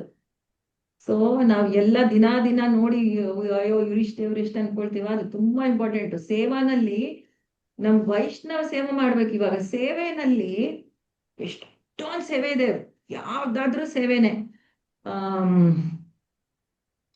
ನರಸಿಂಹ ಗಿರಿಧಾರಿ ದೇವಸ್ಥಾನದಲ್ಲಿ ಹೆಂಗಿದೆ ಅಂದ್ರೆ, ಕೆಳಗಡೆ ಬಂದವ್ರಿಗೆ ಕೆಳಗಡೆ ನರಸಿಂಹ ದೇವರಿದ್ದಾರೆ, ಆಯ್ತಾ? ಅಲ್ಲಿ ಅದಾದ್ಮೇಲೆ ಹೊರಗಡೆ ಹೋಗಿ ಹಿಂಗ್ ಸ್ಟ್ರೈಟ್ ಆಗಿ ಬರ್ತಾರೆ, ಹಾಲ್ ಇದೆ, ಎದುರುಗಡೆ ನರಸಿಂಹ ದೇವರಿದ್ದಾರೆ. ಅಲ್ಲಿ ಸೈಡ್ ಇಂದ ಹೊರಗಡೆ ಹೋಗ್ಬೇಕು ಅಂಗಳಕ್ಕೆ. ಅಂಗಳದಲ್ಲಿ ಮರ ಎಲ್ಲ ಇದೆ, ಅದರಿಂದ ಮತ್ತೆ ಒಂದ್ ಮೆಟ್ಲು ಹತ್ಕೊಂಡು ಮೇಲೆ ರಾಧಾಕೃಷ್ಣ ಹತ್ರ ಹೋಗ್ಬೇಕು. ಎಷ್ಟೊಂದ್ ಜನ ಕೆಳಗಡೆ ಬಂದು ನರಸಿಂಹದೇವ್ರು, ನಾವು ತುಂಬಾ ಹೊಸಬ್ರು ಬಂದವರು ಕೆಳಗಡೆ ನರಸಿಂಹದೇವ್ರಿಗೆ ನಮಸ್ಕಾರ ಮಾಡಿ ವಾಪಸ್ ಹೋಗ್ಬಿಡ್ತಾರೆ. ಮೇಲ್ಗಡೆ ರಾಧಾಕೃಷ್ಣ ಇದಾರೆ ಅಂತ ಕೂಡ ಗೊತ್ತಿಲ್ಲ ಅವ್ರಿಗೆ. ಸೊ ಅವ್ರು ಮಾತಾಡಿದ್ರೆ, ನೀವು ಯಾರಾದ್ರೂ ಹೊಸಬ್ರು ನೋಡಿ ಹಿಂಗ್ ಆಗೋದು ಹೋದ್ರೆ, ನೀವು ಜಸ್ಟ್ ಅಲ್ಲಿ ಬೋರ್ಡ್ ಹಾಕಿದ್ದಾರೆ ಅಂದ್ರೂನು ಅವರು ಗಮನ ಮಾಡಲ್ಲ ತುಂಬಾ ಜನ. ಮೇಲ್ಗಡೆ ರಾಧಾಕೃಷ್ಣ ಅಲ್ಲಿ ಹೋಗಿ ಇದಾರೆ ಅಂತ ಹೇಳಿ ಜಸ್ಟ್ ಹೋಗಿ ದರ್ಶನ ಮಾಡಿ ಅಂತ ಹೇಳಿದ್ರೆ ಅದು ಸೇವಾ. ಅಂದ್ರೆ ಸೇವೆ ಅನ್ನೋದು ಅಷ್ಟು ವಿಧವಾಗಿ ಯಾವ್ದಾದ್ರೂ ನಾವು ಭಗವಂತನಿಗೋಸ್ಕರ ಮಾಡಿದಾಗ ಸೇವಾ. ಕೆಲವು ಸೇವೆಗಳು ಜನರ ಮುಂದೆ ಮಾಡ್ತೀವಿ. ಅಂದ್ರೆ ಇವಾಗ ಕೀರ್ತನ್ ಹಾಡೋದು ಲೀಡ್ ಆಗಿ, ಇಲ್ಲ ಆರತಿ ಮಾಡೋದು, ಇಲ್ಲ ಯಾವ್ದಾದ್ರು ಮ್ಯಾನೇಜ್ಮೆಂಟ್ ಅಲ್ಲಿ ಪೊಸಿಷನ್ ಇರೋದು, ಇಲ್ಲ ಕ್ಲಾಸ್ ಕೊಡೋದು, ಇವೆಲ್ಲ ಭಕ್ತರಿಗೆ ಕಾಣಿಸೋ ತರ ಸೇವೆಗಳು. ತುಂಬಾ ಡೇಂಜರಸ್ ಸೇವೆಗಳಿವೆ ಆಕ್ಚುಲಿ. ಯಾಕಂದ್ರೆ ಭಕ್ ಕೃಷ್ಣನ್ಗೆ ನಾವು ಗೋಸ್ಕರ ಮಾಡ್ತೀವಿ. ಒಂದೊಂದ್ಸಲಿ ನಾವು ನಮ್ಮ ಅಹಂಕಾರ ಅಲ್ಲಿ ಇದಾಗ್ತಿರತ್ತೆ, ಎಲ್ಲಿ ಸ್ಯಾಟಿಸ್ಫೈ ಆಗ್ತಿರತ್ತೆ ಎಲ್ಲಾರು ಮುಂದೆ ಮಾಡಿದಾಗ. ನಾನು ಉತ್ತಮ ಅಂತ ಅನ್ನೋ ಭಾವನೆ ಬರೋದು ಸಹಜ ಇಲ್ಲಿ. ಸೊ ಅದಕ್ಕೆ ನಮ್ಮ ಅಹಂಕಾರ ಕಡಿಮೆ ಮಾಡ್ಬೇಕು ಅಂದ್ರೆ ಯಾರಿಗೆ ಯಾವ ಸೇವೆನೂ ಕಾಣಿಸಲ್ಲ ನೋಡಿ, ಆ ಸೇವೆ ಮಾಡ್ಬೇಕು. ಯಾರಾದ್ರೂನು ಯಾವ್ದೇ ತರ ಈ ಸೇವೆ ಮಾಡಿದಾಗ ಯಾರಿಗೂ ಏನು ಕಾಣದೇ ಇರೋ ಸೇವೆ. ಯಾವ ತರ, ಇವಾಗ ಯಾರಾದ್ರೂ ಒಂದ್ಸಲಿ ಆದ್ರೂ ಕೇಳಿದೀರಾ ನೀವು, ಸಂಡೇ ಫೀಸ್ಟ್ ಆದ್ಮೇಲೆ ಈ ಅಡ್ಗೆ ಚೆನ್ನಾಗಿದೆ ಯಾರು ಮಾಡಿದ್ದಾರೆ ಅಂತ ಸುಮಾರು ಸಲ ಕೇಳ್ತೀವಿ. ನಾವು ಊಟಕ್ಕಿಂತ ಕುತ್ಕೊಳ್ಳೋ ಮುಂಚೆ ಈ ತಟ್ಟೆ ಯಾರು ತೊಳೆದಿಲ್ಲಿಟ್ರು ಅಂತ ಯಾರಾದ್ರೂ ಕೇಳಿದ್ದೀರಾ? ಯಾರಾದ್ರೂ ಗಮನ ಮಾಡ್ತಾರ ಅದನ್ನ, ಸೇವೆನ? ಹ ಇವಾಗ ನಮ್ ಗಾರ್ಡನ್ ಅಲ್ಲಿ ಹೂವಿದೆ, ಬೆಳಗ್ಗೆ ಡ್ರೆಸ್ಸಿಂಗ್ ಮಾಡ್ತಿರ್ತಾರೆ. ಡ್ರೆಸ್ಸಿಂಗ್ ಮಾಡೋವಾಗ ಯಾರಾದ್ರೂ ಒಬ್ರು ಹೋಗಿ ಅವ್ರಿಗೆ ಅಲ್ಲಿ ಹೂವು ಕಿತ್ತು ಕೊಡ್ಬೇಕು ಅವ್ರಿಗೆ. ಯಾರಾದ್ರೂ ಕೇಳ್ತಾರ ಗಾರ್ಲೆಂಡ್ ಯಾರು ಮಾಡಿದ್ರು ಅಂತ ಕೇಳ್ತಾರೆ, ಡ್ರೆಸ್ ಯಾರು ಮಾಡಿದ್ರು ಅಂತ ಕೇಳ್ತಾರೆ, ಡ್ರೆಸ್ ಡಿಸೈನ್ ಯಾರು ಮಾಡಿದ್ರು ಅಂತ ಕೇಳ್ತಾರೆ. ಆದ್ರೆ ಈ ಹೂವು ಯಾರು ತಂದು ಕೊಟ್ರು ಅಂತ ಕೇಳ್ತಾರ. ಗಾರ್ಲೆಂಡ್ ಮಾಡೋದಿಕ್ಕೆ ಹೂವು ಯಾರು ತಂದು ಕೊಟ್ರು ಅಂತ ಯಾರಿಗಾದ್ರೂ ಗೊತ್ತಾ? ಸೊ ಈ ತರ ಸೇವೆಗಳು ತುಂಬಾ ಇರುತ್ತೆ. ಸೊ ಈ ತರ ಸೇವೆಗಳು ಮಾಡಿದಾಗ ನಾವು ಆಕ್ಚುಲಿ ಪ್ರಿಯರ, ಯಾಕಂದ್ರೆ ಈ ಸೇವೆಗಳಿಂದ ನಿಜವಾಗ್ಲೂ ನಾವು ಯಾರ ಮುಂದೆನೂ ಬರಲ್ಲ ನಾವು. ಅದು ನಮ್ಗೆ ಆಟೋಮ್ಯಾಟಿಕ್ ಆಗಿ ನಮ್ಮಲ್ಲಿರೋ ಏನ್ ಮಾಡಿದ್ರು ಹೇಳ್ಕೊಂಡ್ಬಾರ್ದು ಅಂತ ಹೇಳೋದು. ಏನ್ ಮಾತಾಜಿ? ಏನ್ ಮಾಡಿದ್ರೂ ಹೇಳ್ಕೊಂಡ್ಬಾರ್ದು ಅಂತ. ಹಾ ಹೌದು. ನಾನು ಇದ್ ಮಾಡ್ತಾ ಇದ್ದೀನಿ ಅಂತ ಹೇಳ್ಕೊಂಬಾರ್ದು ಅಂತ. ಸೊ ವೈಷ್ಣವ ಸೇವಾ ತುಂಬಾ ಮುಖ್ಯ, ತುಂಬಾ ಮುಖ್ಯ. ವೈಷ್ಣವರಿಗೆ ಗೊತ್ತಿಲ್ಲದೆ ಅವ್ರು ಸೇವಾ ಮಾಡೋದು. ವೈಷ್ಣವ ಸೇವಾ ಅಂದ್ರೆ ಮಾತಾಜಿ, ಇವಾಗ ಒಬ್ಬರಿದ್ದಾರೆ ಭಕ್ತರು ನಮ್ ಜೊತೆ ಮಾಡೋದು, ಅವ್ರಿಗೆ ಇಂಡಿವಿಜುವಲ್ ಆಗಿ ಏನ್ ಮಾಡ್ಬೇಕು ಅದನ್ನ ವೈಷ್ಣವ ಸೇವೆ ಅಂತ ಹೇಳ್ತೀವ? ಇಲ್ಲ ಇಂಡಿವಿಜುವಲ್ ಆಗಿ ಅಂತಲ್ಲ, ಯಾವ್ದೇ ಆದ್ರೂ. ಇವಾಗ ನಾನು ಹೇಳಿಲ್ವಾ, ಇವಾಗ ವೈಷ್ಣವರೆಲ್ಲ ದರ್ಶನಕ್ಕೆ ಬರ್ತಾರೆ. ಏನದು ಹಾಲ್ ಸರಿ ಕ್ಲೀನ್ ಆಗಿಲ್ಲ, ನಾವು ದೇವಸ್ಥಾನ ಕ್ಲೀನ್ ಮಾಡಿದ್ರೆ ವೈಷ್ಣವರಿಗೋಸ್ಕರ ಮಾಡ್ತಾ ಇದೀವಿ. ಹಂಗೆ ವೈಷ್ಣವರಿಗೆ ಅಂದ್ರೆ ವೈಷ್ಣವ ಸೇವಾ ಅಂದ್ರೆ ವೈಷ್ಣವರಿಗೆ ಭಕ್ತಿನಲ್ಲಿ ಅನುಗುಣವಾಗಿ ಮುಂದೆ ಹೋಗಕ್ಕೆ ಅವ್ರಿಗೆ ನಾವು ಹಿಂದೆಯಿಂದ ಏನು ಸಹಕಾರ ಮಾಡಿ ಏನ್ ಸ್ವಲ್ಪ ಸೇವೆ ಮಾಡ್ತಿರ್ತೀವಿ, ಅದು ವೈಷ್ಣವ ಸೇವಾ. ಅದೆಲ್ಲ ವೈಷ್ಣವ ಸೇವಾನೇ. ಇವಾಗ ಎಲ್ಲಾ ವೈಷ್ಣವ ಸೇವಾ. ಇವಾಗ ನೀವ್ ಕೇಳ್ತಾ ಇದ್ದೀರಾ, ನಾನ್ ಹೇಳ್ತಾ ಇದ್ದೀನಿ ಸೇವೆ ಆಗುತ್ತೆ. ಬಟ್ ಇಂಡಿವಿಜುವಲ್ ಆಗಿ ಇಲ್ಲ ಅಲ್ವಾ ಮಾತಾಜಿ? ಇಂಡಿವಿಜುವಲ್ ಆಗಿ ಕೂಡ ವೈಷ್ಣವ ಸೇವಾನೇ. ಇವಾಗ ನಮ್ಮ ಮನೆಗೆ ಯಾರಾದ್ರೂ ನಮಗ್ ವೈಷ್ಣವ್ ಗೊತ್ತಿದ್ರೆ ಮನೆಗ್ ಬಂದು ಅವ್ರಿಗೆ ಭೋಗ ಮಾಡಿ ಆಫರ್ ಮಾಡಿ ಪ್ರಸಾದ ನೈವೇದ್ಯ ತಿನ್ಸಿದ್ರೆ ಅದು ವೈಷ್ಣವ ಸೇವಾ. ಇವಾಗ ನಾವು ಹೋಗ್ತಾ ಇದೀವಿ, ಇವಾಗ ನಾನು ಆಟೋನಲ್ಲಿ ಹೋಗ್ತಾ ಇದ್ದೀನಿ, ಪಕ್ಕದಲ್ಲಿ ಯಾರಾದ್ರೂ ಇದಾರೆ, ಜಸ್ಟ್ ಹೊಸಬ್ರವ್ರು ಒಂದ್ ರೌಂಡ್ ಅಷ್ಟೇ ಚಾಟ್ ಮಾಡ್ತಿದ್ದಾರೆ ಅಂದ್ರೂ ವೈಷ್ಣವರೇ ತಾನೆ. ಬಾ ದೇವಸ್ಥಾನಕ್ಕೆ ನಿಮ್ಮನ್ನು ಬಾ ನನ್ ಜೊತೆ ಬನ್ನಿ ಅಂದ್ರೆ ಅವ್ರಿಗೆ, ಅಂದ್ರೆ ಭಕ್ತಿನಲ್ಲಿ ಮುಂದೆ ಹೋಗಕ್ಕೆ ಅವ್ರಿಗೆ ನಾವು ಹೆಲ್ಪ್ ಮಾಡ್ತಾ ಇದೀವೋ ಇಲ್ವೋ, ಅದು ಸೇವಾ. ವೈಷ್ಣವ ಸೇವೆ. ಎಲ್ಲ ವೈಷ್ಣವ ಸೇವಾ, ಇವೆಲ್ಲ ವೈಷ್ಣವ ಸೇವಾನಲ್ಲೇ ಬರುತ್ತೆ. ಇವಾಗ ನೋಡಿ ನಾ ಹೇಳ್ತಾ ಇಲ್ವಾ, ತಟ್ಟೆ ತೊಳೆದು ಇಡ್ತಾರಲ್ಲಿ. ಇಷ್ಟು ಜನ ವೈಷ್ಣವರು ಬಂದು ಅಲ್ಲಿ ಪ್ರಸಾದ ಸ್ವೀಕಾರ ಮಾಡ್ತಾರೆ ಸಂಡೇ ಮಧ್ಯಾಹ್ನ, ಭಾನುವಾರ ಮಧ್ಯಾಹ್ನ. ಅದು ಖಂಡಿತ ವೈಷ್ಣವ ಸೇವಾ. ಅದು ಇದು ವೈಷ್ಣವ ಸೇವಾ ಅಂತ. 3 ಸ್ತಂಭಗಳು ನಮಗೆ ಚೈತನ್ಯ ಮಹಾಪ್ರಭು ಕೊಟ್ಟಿರೋದು. ನಾವು ಭಕ್ತಿನಲ್ಲಿ ನಾವು ಸಕ್ಸಸ್ ಬೇಕು ಅಂದ್ರೆ ಜೀವೇದ್ವಯ, ನಾಮರುಚಿ, ವೈಷ್ಣವ ಸೇವಾ. ಆಕ್ಚುಲಿ ಫಸ್ಟ್ ವೈಷ್ಣವ ಸೇವಾ ಫಸ್ಟ್, ಆಮೇಲೆ ಜೀವೇದ್ವಯ, ಆಮೇಲೆ ನಾಮರುಚಿ. ಅಂದ್ರೆ ವೈಷ್ಣವ ಸೇವಾ ಮಾಡ್ತಾ ನಮಗೆ ಜೀವೇದ್ವಯ ಅಂದ್ರೆ ಬೇರೆಯವರ ಜೀವಿ ರಾಶಿಗಳ ಮೇಲೆ ನಮಗೆ ದಯ ತೋರಿಸ್ಬೇಕು. ಯಾವ ತರ ದಯ? ಎಲ್ಲಾ ದಯಾನೇ. ಇವಾಗ ನಾವು ಯಾವ್ದೇ ಹೆಲ್ಪ್ ಮಾಡಿದ್ರು ಏನಿದ್ರು ದಯ. ಆದ್ರೆ ಯಾವಾಗ ನಾವು ಅವ್ರಿಗೆ ಹರಿನಾಮ ಹೇಳ್ಕೊಡ್ತೀವಿ, ಅದು ಹೈಯೆಸ್ಟ್. ಇದೆಲ್ಲ ಡಿಸ್ಕಸ್ ಮಾಡಿದೀವಿ, ಹರಿನಾಮ ಕೊಡೋದು ಹೆಂಗೆ ಎಲ್ಲಾ ಸಮಾಜ ಸೇವೆಗಿಂತ ಅತಿ ದೊಡ್ಡದು ಅಂತ ಡಿಸ್ಕಸ್ ಮಾಡಿದೀವಿ. ಸೊ ವೈಷ್ಣವ ಸೇವಾ, ಜೀವೇದ್ವಯ, ನಾಮ ರುಚಿ. ನಾಮ ಇದು ರುಚಿ. ಮಾಡಿದ್ರೆ ಕರೆಕ್ಟ್ ಆಗಿ ನಮಗೆ ನಮ್ಮ ಹರಿನಾಮದಲ್ಲಿ ನಮಗೆ ರುಚಿ ಬರುತ್ತೆ. ನಾವು ಕರೆಕ್ಟ್ ಆಗಿ ಜಪ ಮಾಡ್ತೀವಿ. ಸೊ ನಮಗೆ ಜಪದಲ್ಲಿ ನಿಜವಾಗ್ಲೂ ನಮಗೆ ರುಚಿ ಇಲ್ಲ ಅಂದ್ರೆ ನಾವು ಮಾಡ್ಬೇಕಾಗಿರೋದು ಫಸ್ಟ್ ವೈಷ್ಣವ ಸೇವೆ. ವೈಷ್ಣವ ಸೇವಾ ಮಾಡಿದಾಗ ನಮಗೆ ಇದು ಜೀವೋದಯ ಮತ್ತೆ ನಾಮ ರುಚಿ. ಓಕೆ ಮಾತಾಜಿ. ಹರೇ ಕೃಷ್ಣ. ಗೋವರ್ಧನ ಡಿಸ್ಕಸ್ ಮಾಡ್ತಾ ಇದ್ವಲ್ಲ, ಸೇವೆ ಬಗ್ಗೆ ಬಂತು. ಇವಾಗ ಗೋವರ್ಧನಕ್ಕಿಂತ ಮೇಲೆ ಯಾವ್ದು ಉತ್ತಮ? ಯಾವ್ದು? ರಾಧಾಕುಂಡ ರಾಧಾಕುಂಡ. ರಾಧಾಕುಂಡ ಮಾತಾಜಿ ಟಾಪ್ ಮೋಸ್ಟ್. ರಾಧಾಕುಂಡ. ರಾಧಾಕುಂಡ ಎಲ್ಲಿದೆ? ಗೋವರ್ಧನಗಿರಿಯ ತಟದಲ್ಲಿ ರಾಧಾಕುಂಡ ಇರೋದು. ರಾಧಾಕುಂಡ ಉದ್ಭವ ಆಗಿದ್ದು ಹೆಂಗೆ? ಕೃಷ್ಣ ಅರಿಷ್ಟಾಸುರ ಎಂಬ ರಾಕ್ಷಸನನ್ನ ಕೊಲ್ಲುತ್ತಾನೆ. ಆ ರಾಕ್ಷಸ ಬಂದಿದ್ದ ಆಕಾರ ಯಾವುದು?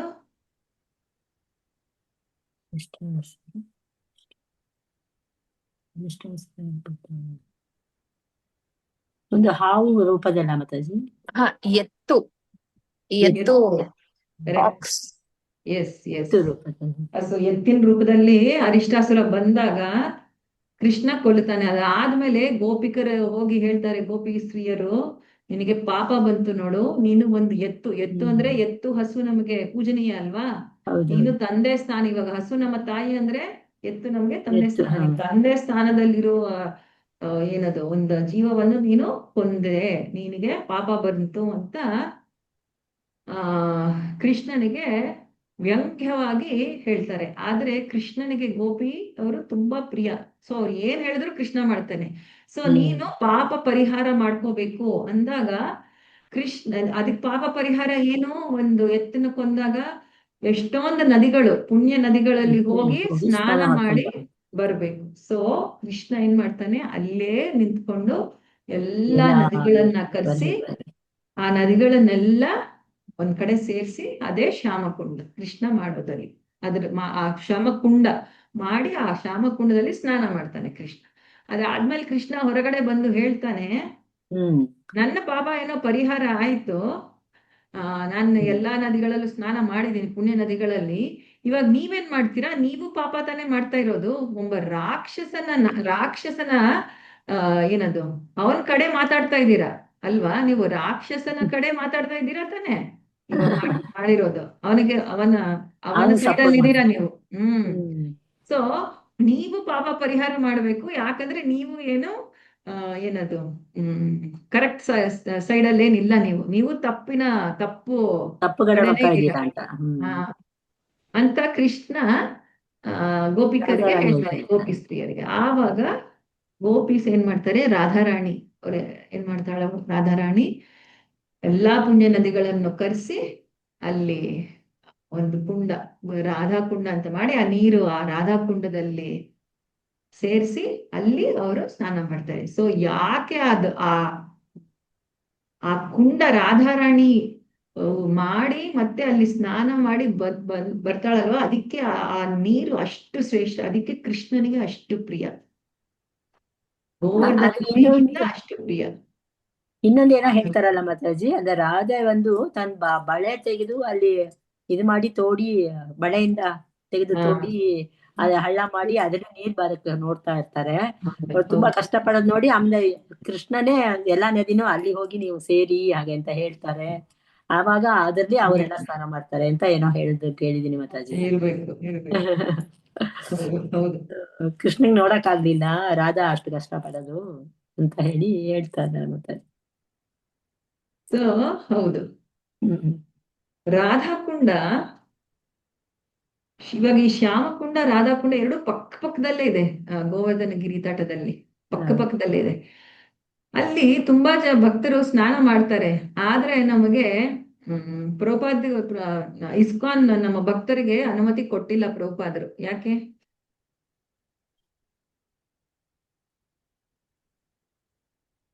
ನಮ್ಮ ಕಾಲ ಅದರಲ್ಲಿ ಪಡಬಾರ್ದು ಅಂತ ಪ್ರಭುಪಾದರು ಹೇಳಿದ್ದಾರೆ. ಗೌಡಿಯ ಮಠದಲ್ಲಿ ಇರೋರಿಗೆ ಕಾಲ ಅದೆಲ್ಲ ಪಟ್ರೆ ಇದು ಅಪವಿತ್ರ ಆಗತ್ತೆ ಹಾಗೆ ಅಂತ, ಅದಕ್ಕೆ ಕೂತ್ಕೊಂಡು ಬರೀ ಪ್ರೋಷಣೆ ಮಾಡ್ಕೋಬೇಕು ಅಂತ ಹೇಳಿದ್ದಾರೆ ಅಂತ ಹೇಳ್ತಾ ಇದ್ವಿ ಮಾತಾಜಿ. ಓಕೆ, ಮತ್ತೆ ಆಕ್ಚುಲಿ ಸ್ಟಾರ್ಟಿಂಗ್ ಹೇಳಿ. ಅಷ್ಟೊಂದು ಯೋಗ್ಯತೆ ನಮಗಿರಲ್ಲ. ಆಕ್ಚುಲಿ ಪ್ರಭುಪಾದರು ಫಸ್ಟ್ ಪರ್ಮಿಷನ್ ಕೊಟ್ಟಿದ್ರು. ಅವರ ಶಿಷ್ಯರ ಜೊತೆ ಬಂದಾಗ ಅಲ್ಲಿ ಸ್ನಾನ ಮಾಡ್ಬೋದು, ತುಂಬಾ ಜನ ಮಾಡ್ತಾರೆ, ಅಲ್ಲಿ ಸ್ನಾನ ಮಾಡಿದ್ರೆ ನಮ್ಮ ಪಾಪ ಎಲ್ಲ ಹೋಗತ್ತೆ ಅಂತ ಹೋಗತ್ತೆ. ಸ್ನಾನ ಮಾಡಕ್ಕೆ ಪರ್ಮಿಷನ್ ಕೊಟ್ರು. ಆಮೇಲೆ ಒಂದಷ್ಟು ಭಕ್ತರು ಶಿಷ್ಯರು ಸ್ನಾನ ಮಾಡೋವಾಗ ಪ್ರಭುಪಾದರಲ್ಲಿ ನೋಡಿದ್ರು ಯಾವ ಭಾವದಿಂದ. ಇವಾಗ ಸ್ನಾನ ಮಾಡೋದಂದ್ರೆ ನಾವು ಫುಲ್ಲು ಆನಂದಕ್ಕೆ ಹೋಗ್ಬಿಡ್ತೀವಲ್ಲ, ನೀರೊಬ್ಬರ ಮೇಲೆ ಹೋಗು ಹಾಕೊಳ್ಳೋದು ಅಂದ್ರೆ. ಅವರು ಆಮೇಲೆ ಅವ್ರಿಗೆ ಎಲ್ಲ ಹೇಳಿದ್ರು, ಇವತ್ತಿಂದ ಇನ್ಯಾರು ಸ್ನಾನ ಮಾಡಕ್ ಹೋಗ್ಬೇಡಿ, ಯಾಕಂದ್ರೆ ನಮ್ಗೆ ಆ ಪವಿತ್ರ ಕುಂಡಗಳಲ್ಲಿ ಸ್ನಾನ ಮಾಡೋ ಭಾವ ಇಲ್ಲ ನಮಗೆ. ಇವಾಗ ಮಾತಾಜಿ ಹೇಳಿದ್ರೆ ನಮಗೆ ಆ ಯೋಗ್ಯತೆ ಇಲ್ಲ ಇನ್ನು ಅಂತ ಪ್ರಭುಪಾದರು ನಮ್ಗೆ ಬೇಡ ಅಂತ ಹೇಳಿದ್ದಾರೆ. ಸೊ ಯಾವ ಇಸ್ಕಾನಿಂದ ಅಲ್ಲಿ ಯಾತ್ರೆಗೆ ಹೋದ್ರುನು ಸ್ನಾನ ಮಾಡಲ್ಲ, ಆದ್ರೆ ಪ್ರೋಕ್ಷಣೆ ಮಾಡ್ಕೊಳ್ತೀವಿ ನಾವು. ಯಾಕಂದ್ರೆ ಪ್ರಭುಪಾದರು ನಮ್ಗೆ ಅನುಮತಿ ಕೊಟ್ಟಿಲ್ಲ.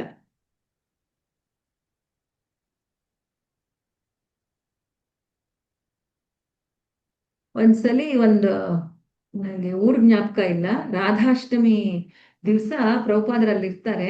ಪ್ರಭುಪಾದರಿಗೆ ಅಲ್ಲಿ ಇರೋ ಭಕ್ತರು ಮತ್ತೆ ಹೊರಗಡೆಯಿಂದ ಬಂದಿರೋರೆಲ್ಲ ದೇವಸ್ಥಾನಕ್ಕೆ ನಮಗೆ ರಾಧಾರಾಣಿಯ ಬಗ್ಗೆ ಹೇಳಿ ಅಂತ ಲೆಕ್ಚರ್ ಕೊಡಿ ಅಂತ ತುಂಬಾ ಅವರು ಬೇಡ್ಕೊಳ್ತಾರೆ. ಆವಾಗ ಪ್ರಭುಪಾದರ ವ್ಯಾಸಾಸನ ಮೇಲೆ ಕುತ್ಕೊಂಡು ಲೆಕ್ಚರ್ ಶುರು ಮಾಡ್ತಾರೆ. ಫುಲ್ ಕ್ಲಾಸ್ ಕೃಷ್ಣನ್ ಬಗ್ಗೆನೆ ಕೊಡ್ತಾರೆ. ಪೂರ್ತಿ ಕ್ಲಾಸು ಕೃಷ್ಣನ್ ಬಗ್ಗೆ ಕೊಟ್ಟು ಲಾಸ್ಟ್ಗೆ ಹೇಳ್ತಾರೆ, ಇಂಥ ಕೃಷ್ಣ ರಾಧಾರಾಣಿ ಇಂಥ ಕೃಷ್ಣನಿಗೆ ತುಂಬಾ ಪ್ರಿಯವಾದದ್ದು ಯಾರು? ರಾಧಾರಾಣಿ. ಶ್ರೀಮತಿ ರಾಧಾರಾಣಿ. ಸೊ ಇನ್ನ ರಾಧಾರಾಣಿಯ ಸ್ಥಾನ ಏನು? ಅಷ್ಟು ಉತ್ತಮವಾದ ಸ್ಥಾನ ರಾಧಾರಾಣಿದು ಅಂತ ಹೇಳಿ ಮುಗಿಸ್ಬಿಡ್ತಾರೆ ಅಷ್ಟೇ. ಸೊ ಅಂದ್ರೆ ನಮಗೆ ಶ್ರೀಮತಿ ರಾಧಾರಾಣಿಯವರ ಸ್ಥಾನ, ಅವರ ಭಾವ ಅರ್ಥ ಮಾಡ್ಕೊಳ್ಳೋ ನಮಗೆ ಇನ್ನೂ ಆ ಮನಸ್ಥಿತಿನಲ್ಲಿ ಇಲ್ಲ ನಾವು. ಯಾರು ಇವಾಗ ನೋಡ್ತೀವಲ್ಲ, ಒಬ್ಬೊಬ್ರು ನಾನ್ ರಾಧಾರಾಣಿ ಭಕ್ತಳು ಅಂದ್ರೆ ನನ್ ರಾಧಾರಾಣಿ ಭಾವ ಇದೆ ಅನ್ನೋರು ತುಂಬಾ ಜನ ನೋಡ್ತೀವಿ ಇವಾಗ್ಲೂ. ಅವರು ಸಹಜೀಯ, ಅವ್ರಿಗೆ ಆಕ್ಚುಲಿ ಅರ್ಥ ಆಗಿಲ್ಲ ಅಂತ ಪ್ರಭುಪಾದರು ಹೇಳೋದು. ಸೊ ಆ ಉತ್ತಮವಾದ, ಅಷ್ಟು ಉತ್ತಮ ಶ್ರೀಮತಿ ರಾಧಾರಾಣಿ. ಸೊ ಅದಕ್ಕೆ ರಾಧಾಕುಂಡ್ಗೆ ಎಲ್ಲದಕ್ಕಿಂತ ಉತ್ತಮ ಸ್ಥಾನ ನಮ್ಮ ಗೌಡಿಯ ಪರಂಪರಾದಲ್ಲಿ. ಮತ್ತೆ ಬೇರೆ ಪರಂಪರಾ ಅಂದ್ರೆ ಇವಾಗ ಶ್ರೀ ವೈಷ್ಣವಾಸು ಅವರಿಗೆ ರಾಧಾಕುಂಡ ಅಂದ್ರೆ ಏನು ಅಂತಾನೂ ಕೂಡ ಗೊತ್ತಿರಲ್ಲ ಸುಮಾರು ಜನಕ್ಕೆ. ಆದ್ರೆ ನಮ್ಮ ಪ್ರಭುಪಾದರು ಬರ್ತಿರೋ ಬ್ರಹ್ಮ ಮಧ್ವ ಗೌಡಿಯ ಪರಂಪರಾನಲ್ಲಿ ರಾಧಾಕುಂಡ ಉತ್ತಮವಾದ ಸ್ಥಾನ ಎಲ್ಲದಕ್ಕಿಂತ. ಇನ್ನೊಂದು ಅದೇ ತರ ಇದು ಗೋವರ್ಧನ ಪರ್ವತದ ಮೇಲೆ ಹತ್ತಬಾರ್ದು ಅಂತ ಹೇಳಿದಾರಲ್ವಾ ಮಾತಾಜಿ? ಪರ್ವತದ ಮೇಲೆ, ಅದಕ್ಕೆ ನಾವು ಪರ್ವತದ ಮೇಲೆ ಹತ್ತುವಂಗಿಲ್ಲ, ಪರಿಕ್ರಮ ಮಾಡ್ತೀವಿ. ಅದಕ್ಕೆ ಗೋವರ್ಧನ ಪರ್ವತ ಯಾವತ್ತೂ ಹತ್ತಲ್ಲ, ಬರೀ ಹತ್ತೋ ಹಂಗಿಲ್ಲ ನಮ್ಮ ಇದರಲ್ಲಿ ಗೌಡಿಯ ಖಂಡಿತ ನಮಗೆಲ್ಲ ಪೂಜನೀಯ ಗೋವರ್ಧನ, ಅದೆಲ್ಲ ಪೂಜನೆ. ಅದರಿಂದ ಅದ್ ಮೇಲೆ ಹತ್ತುವಂಗಿಲ್ಲ.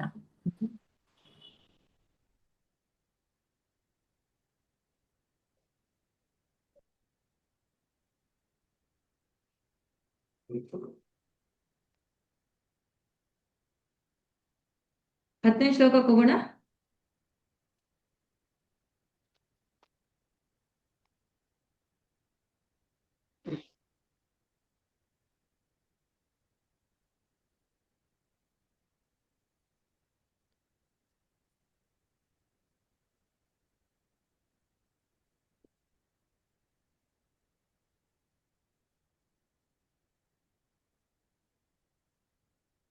ಮತ್ತೆ ಇನ್ನೊಂದು ಡೌಟ್ ಮಾತಾಜಿ, ರಾಧಾರಾಣಿದು ಕಾಲ್ಪಾದ ತೋರ್ಸೋದಿಲ್ಲ ಹೊರಗಡೆ, ಏನಕ್ಕೆ ಮಾತಾಜಿ? ಅದು ಏನಕ್ಕೆ? ಅದು ಎದಾಗ ಗೊತ್ತಾ ಮಾತಾಜಿ? ಅದಕ್ಕೆ ಅಂದ್ರೆ ನಮ್ಗೆ ಆ ಸ್ಥಾನನೂ ಇಲ್ಲ. ರಾಧಾರಾಣಿಯ ಪಾದ ನೋಡಿ ನಮಗೆ ಭೌತಿಕ ಪ್ರಪಂಚದಲ್ಲಿ ನಮಗೆ ಭಾವ ಹೆಂಗಿರತ್ತೆ ಅಂದ್ರೆ ಒಂದು ಗಂಡು ಒಂದು ಸ್ತ್ರೀ ಮಧ್ಯ ನಮಗೆ ಏನದು ಪರ್ವಟೆಡ್ ಅಂದ್ರೆ ಲಸ್ಟ್ ಕಾಮ ತರ ಯೋಚನೆಗಳಷ್ಟೇ ನಮಗಿರೋದು. ನಮ್ಗೆ ಆಕ್ಚುಲಿ ಪ್ರೇಮ ಅಂದ್ರೆ ಏನೂ ಗೊತ್ತೇ ಇಲ್ಲ. ಇದ್ರಲ್ಲಿ ಇದು ಆಕ್ಚುಲಿ ನೆಕ್ಟರ್ ಆಫ್ ಡಿವೋಷನ್ ಅಲ್ಲಿ ಬರುತ್ತೆ, ಏನದು ಭಕ್ತಿ ಸಾಮೃತ ಸಿಂಧುನಲ್ಲಿ. ನಮಗದು ಗೊತ್ತಿಲ್ಲ. ನಾವ್ ಅದಕ್ಕೆ ರಾಧಾಕೃಷ್ಣನ್ನ ದೇವಸ್ಥಾನದಲ್ಲಿ ಪೂಜೆ ಮಾಡ್ತೀವಲ್ಲ, ಅರ್ಚನಾ ಇವಾಗ ಮಾಡ್ತೀವಲ್ಲ, ವಿಗ್ರಹ. ನಾವು ರಾಧಾಕೃಷ್ಣ ಭಾವದಲ್ಲಿ ಮಾಡಲ್ಲ, ಬಿಕಾಸ್ ನಮಗೆ ಆ ಅರ್ಹತೆ ಇಲ್ಲ. ನಮಗೆ ನಾವು ಮಾಡೋದು ಲಕ್ಷ್ಮೀನಾರಾಯಣ ಐಶ್ವರ್ಯ ಭಾವದಲ್ಲಿ ನಾವು ಪೂಜೆ ಮಾಡೋದು. ಅರ್ಚನಾ, ಡ್ರೆಸ್ಸಿಂಗು ಎಲ್ಲ ಮಾಡೋದು ನಾವು ಈಶ್ವರ ಭಾವ. ಲಕ್ಷ್ಮೀನಾರಾಯಣ ಭಾವದಲ್ಲಿ ನಾವು ಅಂತ ಹೆಂಗೆ ಅರ್ಚನಾ ಮಾಡ್ತೀವಿ ಪೂಜಾ ವಿಧಿ ಎಲ್ಲ ಆ ಇದ್ರಲ್ಲಿ ಮಾಡೋದು. ನಮಗ್ ರಾಧಾಕೃಷ್ಣ ರಸ ಭಾವದಲ್ಲಿ ಮಾಡ್ತಾರೆ. ಗೊತ್ತಿಲ್ಲ, ಮಾಡಲ್ಲ. ನಮಗೆ ಗೊತ್ತಿಲ್ಲ ಅದ್ ಮಾಡಕ್ಕೆ ಆಕ್ಚುಲಿ. ಸೊ ಇಸ್ಕಾನ್ಲು ಎಲ್ಲಾದ್ರಲ್ಲೂ ಇದೇ ಭಾವನೆ ಮಾತಾಜಿ. ಕಂಪ್ಲೀಟ್ ನಾವು ಎಲ್ಲಾ ಕಡೆ ನಾವು ಪ್ರೊಪರ್ ಕೊಟ್ಟಿರೋದೇ ಅದೇ. ನಮ್ಗೆ Okay. ಅರ್ಥನೇ ಆಗಲ್ಲ ನಮಗ್ ರಾಧಾಕೃಷ್ಣ ಏನದು ಆ ಪ್ರೇಮ ಏನು ಅಂತ ಗೊತ್ತಿಲ್ಲ. ಯಾಕಂದ್ರೆ ನಾವೆಲ್ಲ ಕಾಮದಿಂದ ಆವರಣ ಆಗಿದೀವಿ, ವಿಭೌತ್ ಗಜ. ಅದಕ್ಕೆ ಕೊಟ್ಟಿಲ್ಲ ನಮ್ಗೆ. ಸೊ ಸೊ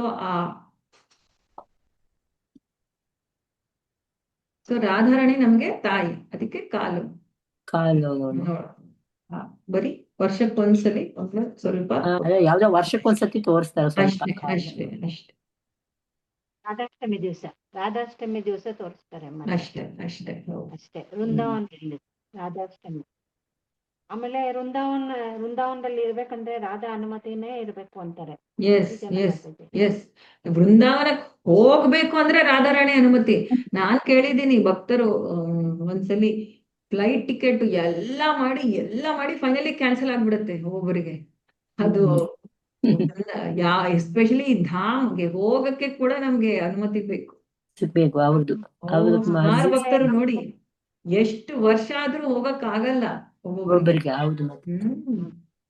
ಮತ್ತೆ ನಾವು ಪ್ರಸಾದ ಮಾಡ್ಬೇಕಂದ್ರೆ ರಾಧಾ ಅಲ್ಲಿ ನಿಂತ್ಕೊಂಡ್ ಮಾಡ್ತಾ ಇದ್ದಾರೆ ಆ ತರ ಭಾವನೆಯಿಂದನೇ ನಾವು ಮಾಡ್ಬೇಕು. ಕೃಷ್ಣ ಪ್ರಸಾದ ಮಾಡ್ಬೇಕಂದ್ರೆ ಹಂಗೆ ಹೌದು, ನಿಜ. ಅದು ಆಕ್ಚುಲಿ ಆ ಕಿಚನ್ ಅಡ್ಗೆ ಮನೆ, ಅದು ರಾಧಾರಾಣಿಯ ಅಡ್ಗೆ ಮನೆ. ಅದು ಆ ಅಡ್ಗೆ ಮನೆಯಲ್ಲಿ ನಮಗೆ ಪರ್ಮಿಷನ್ ಕೊಟ್ಟಿದ್ದಾಳೆ ರಾಧಾರಾಣಿ, ನನ್ನ ಕೃಷ್ಣನಿಗೆ ನೀವು ಮಾಡಿ ಭೋಗ ಅಂತ.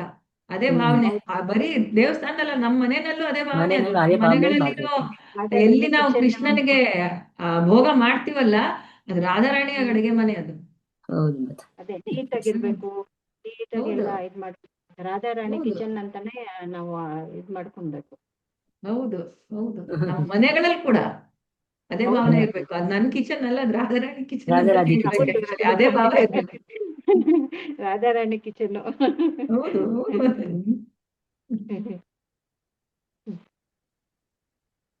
ಓಕೆ, ಶ್ಲೋಕ 10. ಕರ್ಮಿಭ್ಯ ಪರಿತೋ ಹರೇ ಪ್ರಿಯತಯ ವ್ಯಕ್ತಿಂ ಯಯುರ್ಜ್ಞಾನಿನ. ಹೇಳಿ, ಕರ್ಮಿಭ್ಯ ಪರಿತೋ ಹರೇ ಪ್ರಿಯತಯ ವ್ಯಕ್ತಿಂ ಯಯುರ್ಜ್ಞಾನಿನ.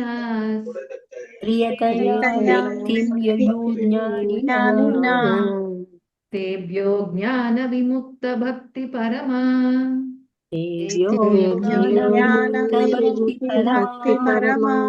ಪ್ರೇಮೈಕ ನಿಷ್ಠಾಸ್ತತಾ.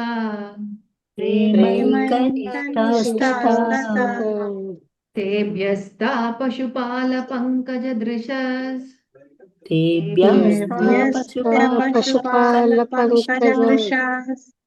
ತಾಭ್ಯೋಪಿ ಸಾರಾಧಿಕಾ.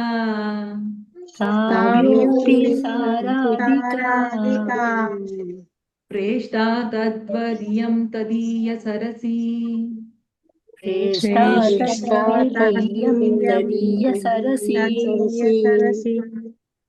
ತಾಮ್ನಾಶ್ರಯೇತ್ ಕಾಕೃತಿ.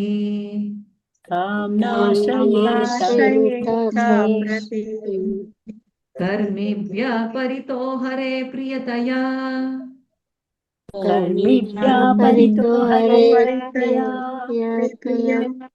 ವ್ಯಕ್ತಿಂ ಯಯುರ್ಜ್ಞಾನಿನ.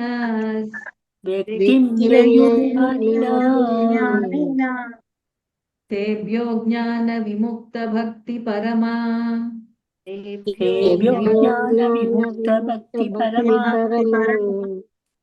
ಪ್ರೇಮೈಕ ನಿಷ್ಠಾಸ್ತತಾ.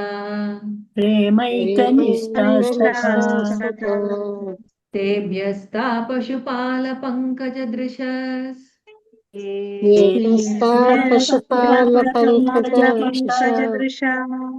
ताभ्योऽपि सा राधिका ताभ्योऽपि सा राधिका श्रेष्ठा तद्वद् इयं तदीय सरसी प्रेष्ठा सरसि ताम्नाश्रयेत् कः कृती ताम्नाश्रयेत ಯಾರಾದ್ರೂ ಇಬ್ಬರು ಹೇಳಿ. ಯಾರಿಗ್ ಚಾನ್ಸ್ ಸಿಕ್ಕಿಲ್ಲ ಅವ್ರು ಹೇಳಿ ಅವಾಗೆ.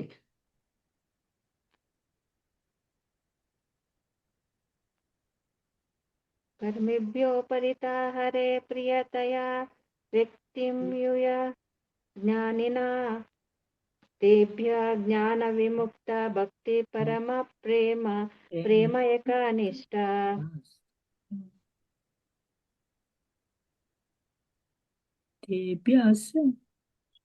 प्रेम एकनिष्ठ तथा तेभ्य पशुपाल पंकज ताभ्यो अपि सा राधिका श्रेष्ठा दध्वतीयं तदीय सरसी त्वां नाश्रयत् कं कृति. ಹರೇ ಕೃಷ್ಣ. Good try Mataji. ಮತ್ತೆ ಯಾರು ಹೇಳ್ತೀರಾ? ಹೇಳ ಮಾತಾಜಿ. ಹಾ ಮಾತಾಜಿ ಟ್ರೈ ಮಾಡಿ. कर्मिभ्य परितो हरे प्रियतया व्यक्तिं युज्ञानिना ज्ञानविमुक्त भक्तिर्परमा प्रेमैकनिष्ठास्ततः तेभ्यस्त पशुपाल पंकजदृशा ताभ्यो अपि राधिका श्रेष्ठा तद्विदयं तदीय सरसी तां नाश्रयेत् हम कृतिः. ಹರೇ ಕೃಷ್ಣ. ಅನುವಾದ ಯಾರು ಹೋಗ್ತೀರಾ? ನಾನು ಓದ್ಲಾ ಮಾತಾಜಿ? ಓದಿ ಮಾತಾಜಿ. ಎಲ್ಲ ತರಹದ ಕರ್ಮಿಗಳಲ್ಲಿ ಜೀವನದ ಮೌಲ್ಯಗಳ ಬಗೆಗೆ ಜ್ಞಾನ ಉಳ್ಳವನನ್ನು ಪರಮ ಪ್ರಭುವಾದ ಹರಿಯು ಮೆಚ್ಚುತ್ತಾನೆ. ಅಂತಹ ಅನೇಕ ಜ್ಞಾನಿಗಳಲ್ಲಿ ನಿಜವಾಗಿ ತನ್ನ ಜ್ಞಾನ ಬಲದಿಂದ ಮುಕ್ತಿ ಹೊಂದಿದ ಜ್ಞಾನಿಯು ಭಕ್ತಿ ಸೇವೆಯನ್ನು ಅವಲಂಬಿಸಬಹುದು. ಅವನು ಇತರರಿಗಿಂತ ಶ್ರೇಷ್ಠನು. ಆದರೆ ಕೃಷ್ಣನ ಬಗೆಗೆ ಪರಿಶುದ್ಧ ಪ್ರೇಮವನ್ನು ಸಾಧಿಸಿದವನು ಅವನಿಗಿಂತ ಶ್ರೇಷ್ಠ. ಗೋಪಿಯರು ಭಕ್ತಾಗ್ರೇಸರರಿಗಿಂತಲೂ ಶ್ರೇಷ್ಠ, ಏಕೆಂದರೆ ಅವರು ದಿವ್ಯ ಗೋಪಾಲಕನಾದ ಶ್ರೀಕೃಷ್ಣನನ್ನೇ ಸದಾ ನಂಬಿರುತ್ತಾರೆ. ಗೋಪಿಯರಲ್ಲಿ ಶ್ರೀಮತಿ ರಾಧಾರಾಣಿಯು ಕೃಷ್ಣನಿಗೆ ಅತ್ಯಂತ ಪ್ರಿಯವಾದವಳು. ಶ್ರೀಕೃಷ್ಣನಿಗೆ ಅವಳು ಎಷ್ಟು ಪ್ರಿಯವೋ ಅವಳ ಕುಂಡವು ಸರೋವರ ಅಷ್ಟೇ ಪ್ರಿಯ. ಆದ್ದರಿಂದ ಯಾರು ತಾನೇ ರಾಧಾಕುಂಡದಲ್ಲಿ ವಾಸಿಸುವುದಿಲ್ಲ? ಭಾವಾವೇಶ ತುಂಬಿದ ಭಕ್ತಿ ಭಾವದಿಂದ, ಅಂದರೆ ಅಪ್ರಾಕೃತ ಭಾವ, ಆಧ್ಯಾತ್ಮಿಕ ಶರೀರದೊಂದಿಗೆ ತಮ್ಮ ಅಷ್ಟಕಾಲೀಯ ಲೀಲೆಯನ್ನು, ಅವರ 8 ಬಗೆಯ ನಿತ್ಯ ಲೀಲೆಗಳನ್ನು ಮಾಡುವ ದಿವ್ಯ ದಂಪತಿಗಳಾದ ಶ್ರೀ ರಾಧಾ ಗೋವಿಂದರಿಗೆ ಯಾರು ತಾನೇ ದಿವ್ಯ ಸೇವೆಗೈಯುವುದಿಲ್ಲ? ನಿಜವಾಗಿ ರಾಧಾಕುಂಡದ ತೀರದಲ್ಲಿ ಯಾರು ಭಕ್ತಿ ಸೇವೆಯನ್ನು ಮಾಡುವರೋ ಅವರೇ ಈ ಜಗತ್ತಿನಲ್ಲಿ ಧನ್ಯರು. ಹರೇ ಕೃಷ್ಣ. ಸೊ ಇವಾಗ ನಾವು ಸ್ಥಳಗಳಲ್ಲಿ ಯಾವ ಸ್ಥಳ, ಆಧ್ಯಾತ್ಮಿಕ ಜಗತ್ತು ನಮ್ಮ ಇದರಲ್ಲಿ ಯಾವ ಸ್ಥಳಗಿಂತ ಯಾವ ಸ್ಥಳ ಉತ್ತಮ ಅಂತ ನೋಡಿದ್ವಿ. ಇವಾಗ ಇಲ್ಲಿ ಭಕ್ತರಲ್ಲಿ ಯಾವ ತರ ಭಕ್ತರು, ಯಾವ ತರ ಜನರಲ್ಲಿ ಭಕ್ತರು, ಮತ್ತೆ 10ನೇ ಶ್ಲೋಕ ಅದ್ರ ಬಗ್ಗೆ.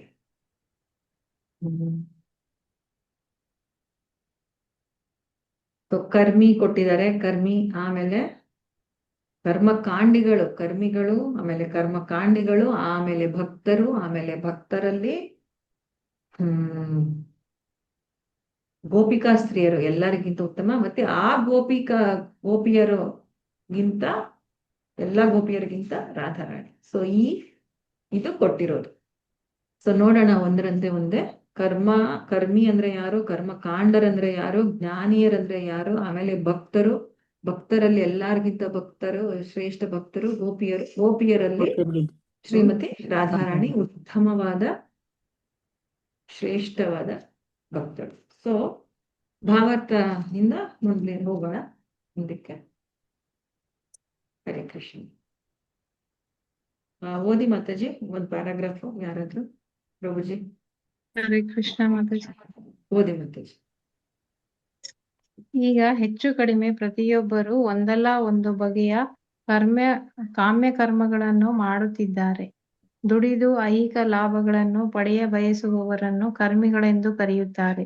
ಈ ಐಹಿಕ ಜಗತ್ತಿನಲ್ಲಿ ಜೀವಿಗಳೆಲ್ಲರೂ ಮಾಯೆಯ ಮೋಡೆಗೆ ಒಳಗಾಗಿದ್ದಾರೆ.